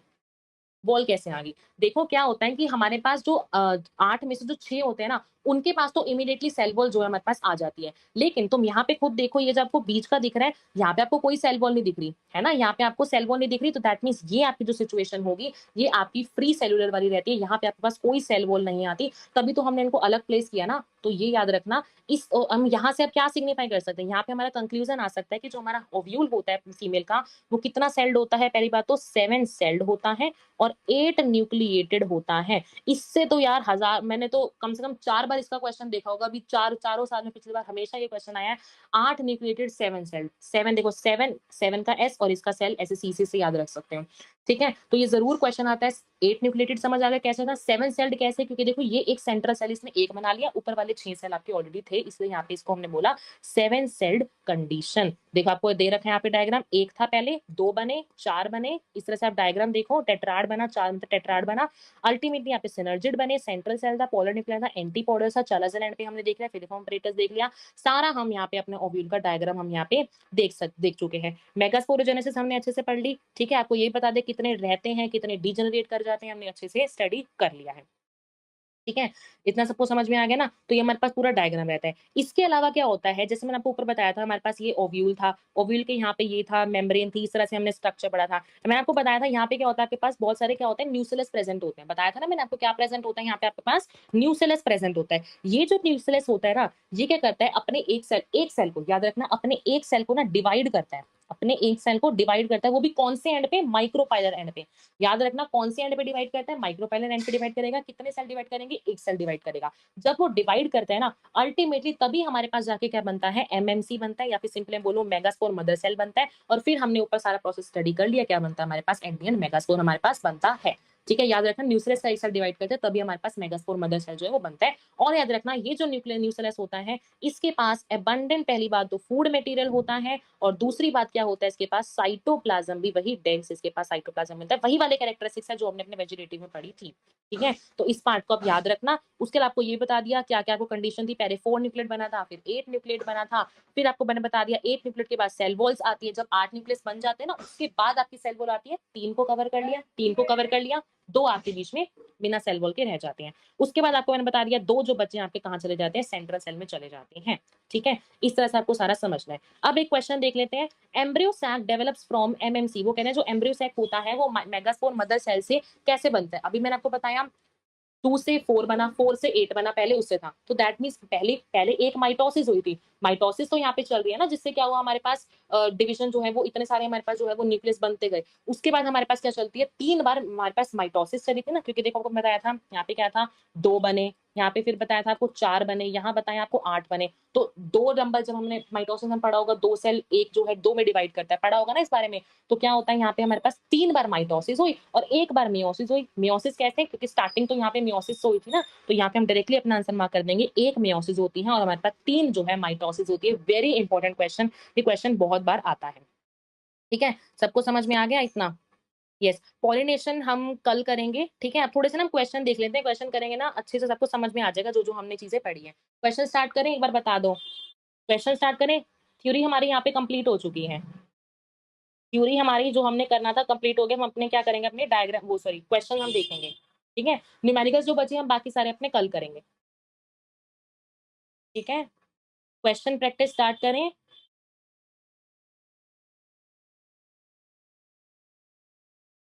ओके, कोई डाउट तो नहीं आ रहा?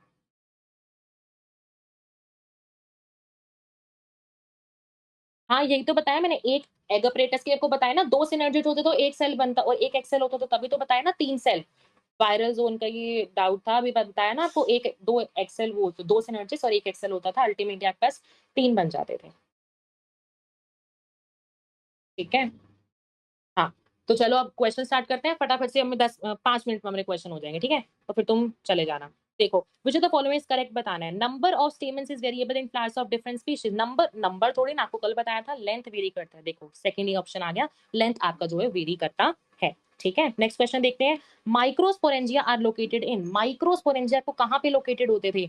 माइक्रो है, बताया था ना फीमेल बड़ी डोमिनेटिंग होती है, तो मेगा यूज़ करना है फीमेल के लिए और माइक्रो के लिए छोटा यूज़ करो, दैट मीन्स यहाँ पे आपके पास एंथर आ जाएगा। ये तीनों पार्ट जो देखो यार उसके है ना, फीमेल के पार्ट है, तो आप यहाँ से कर सकते हैं, ठीक है? नेक्स्ट देखो, माइक्रोस्पोरेंजिया डेवलप्स फर्दर इनटू, कह रहे हैं माइक्रोस्पोरेंजिया जो होता है वो डेवलप किस में करता है? पोलन सैक, कल बताया था, यंग स्टेज में बताया था लिख के, फिर आपको मैंने मैच्योर स्टेज में बताया था लिख के, अलग-अलग बताया था ना, ठीक है?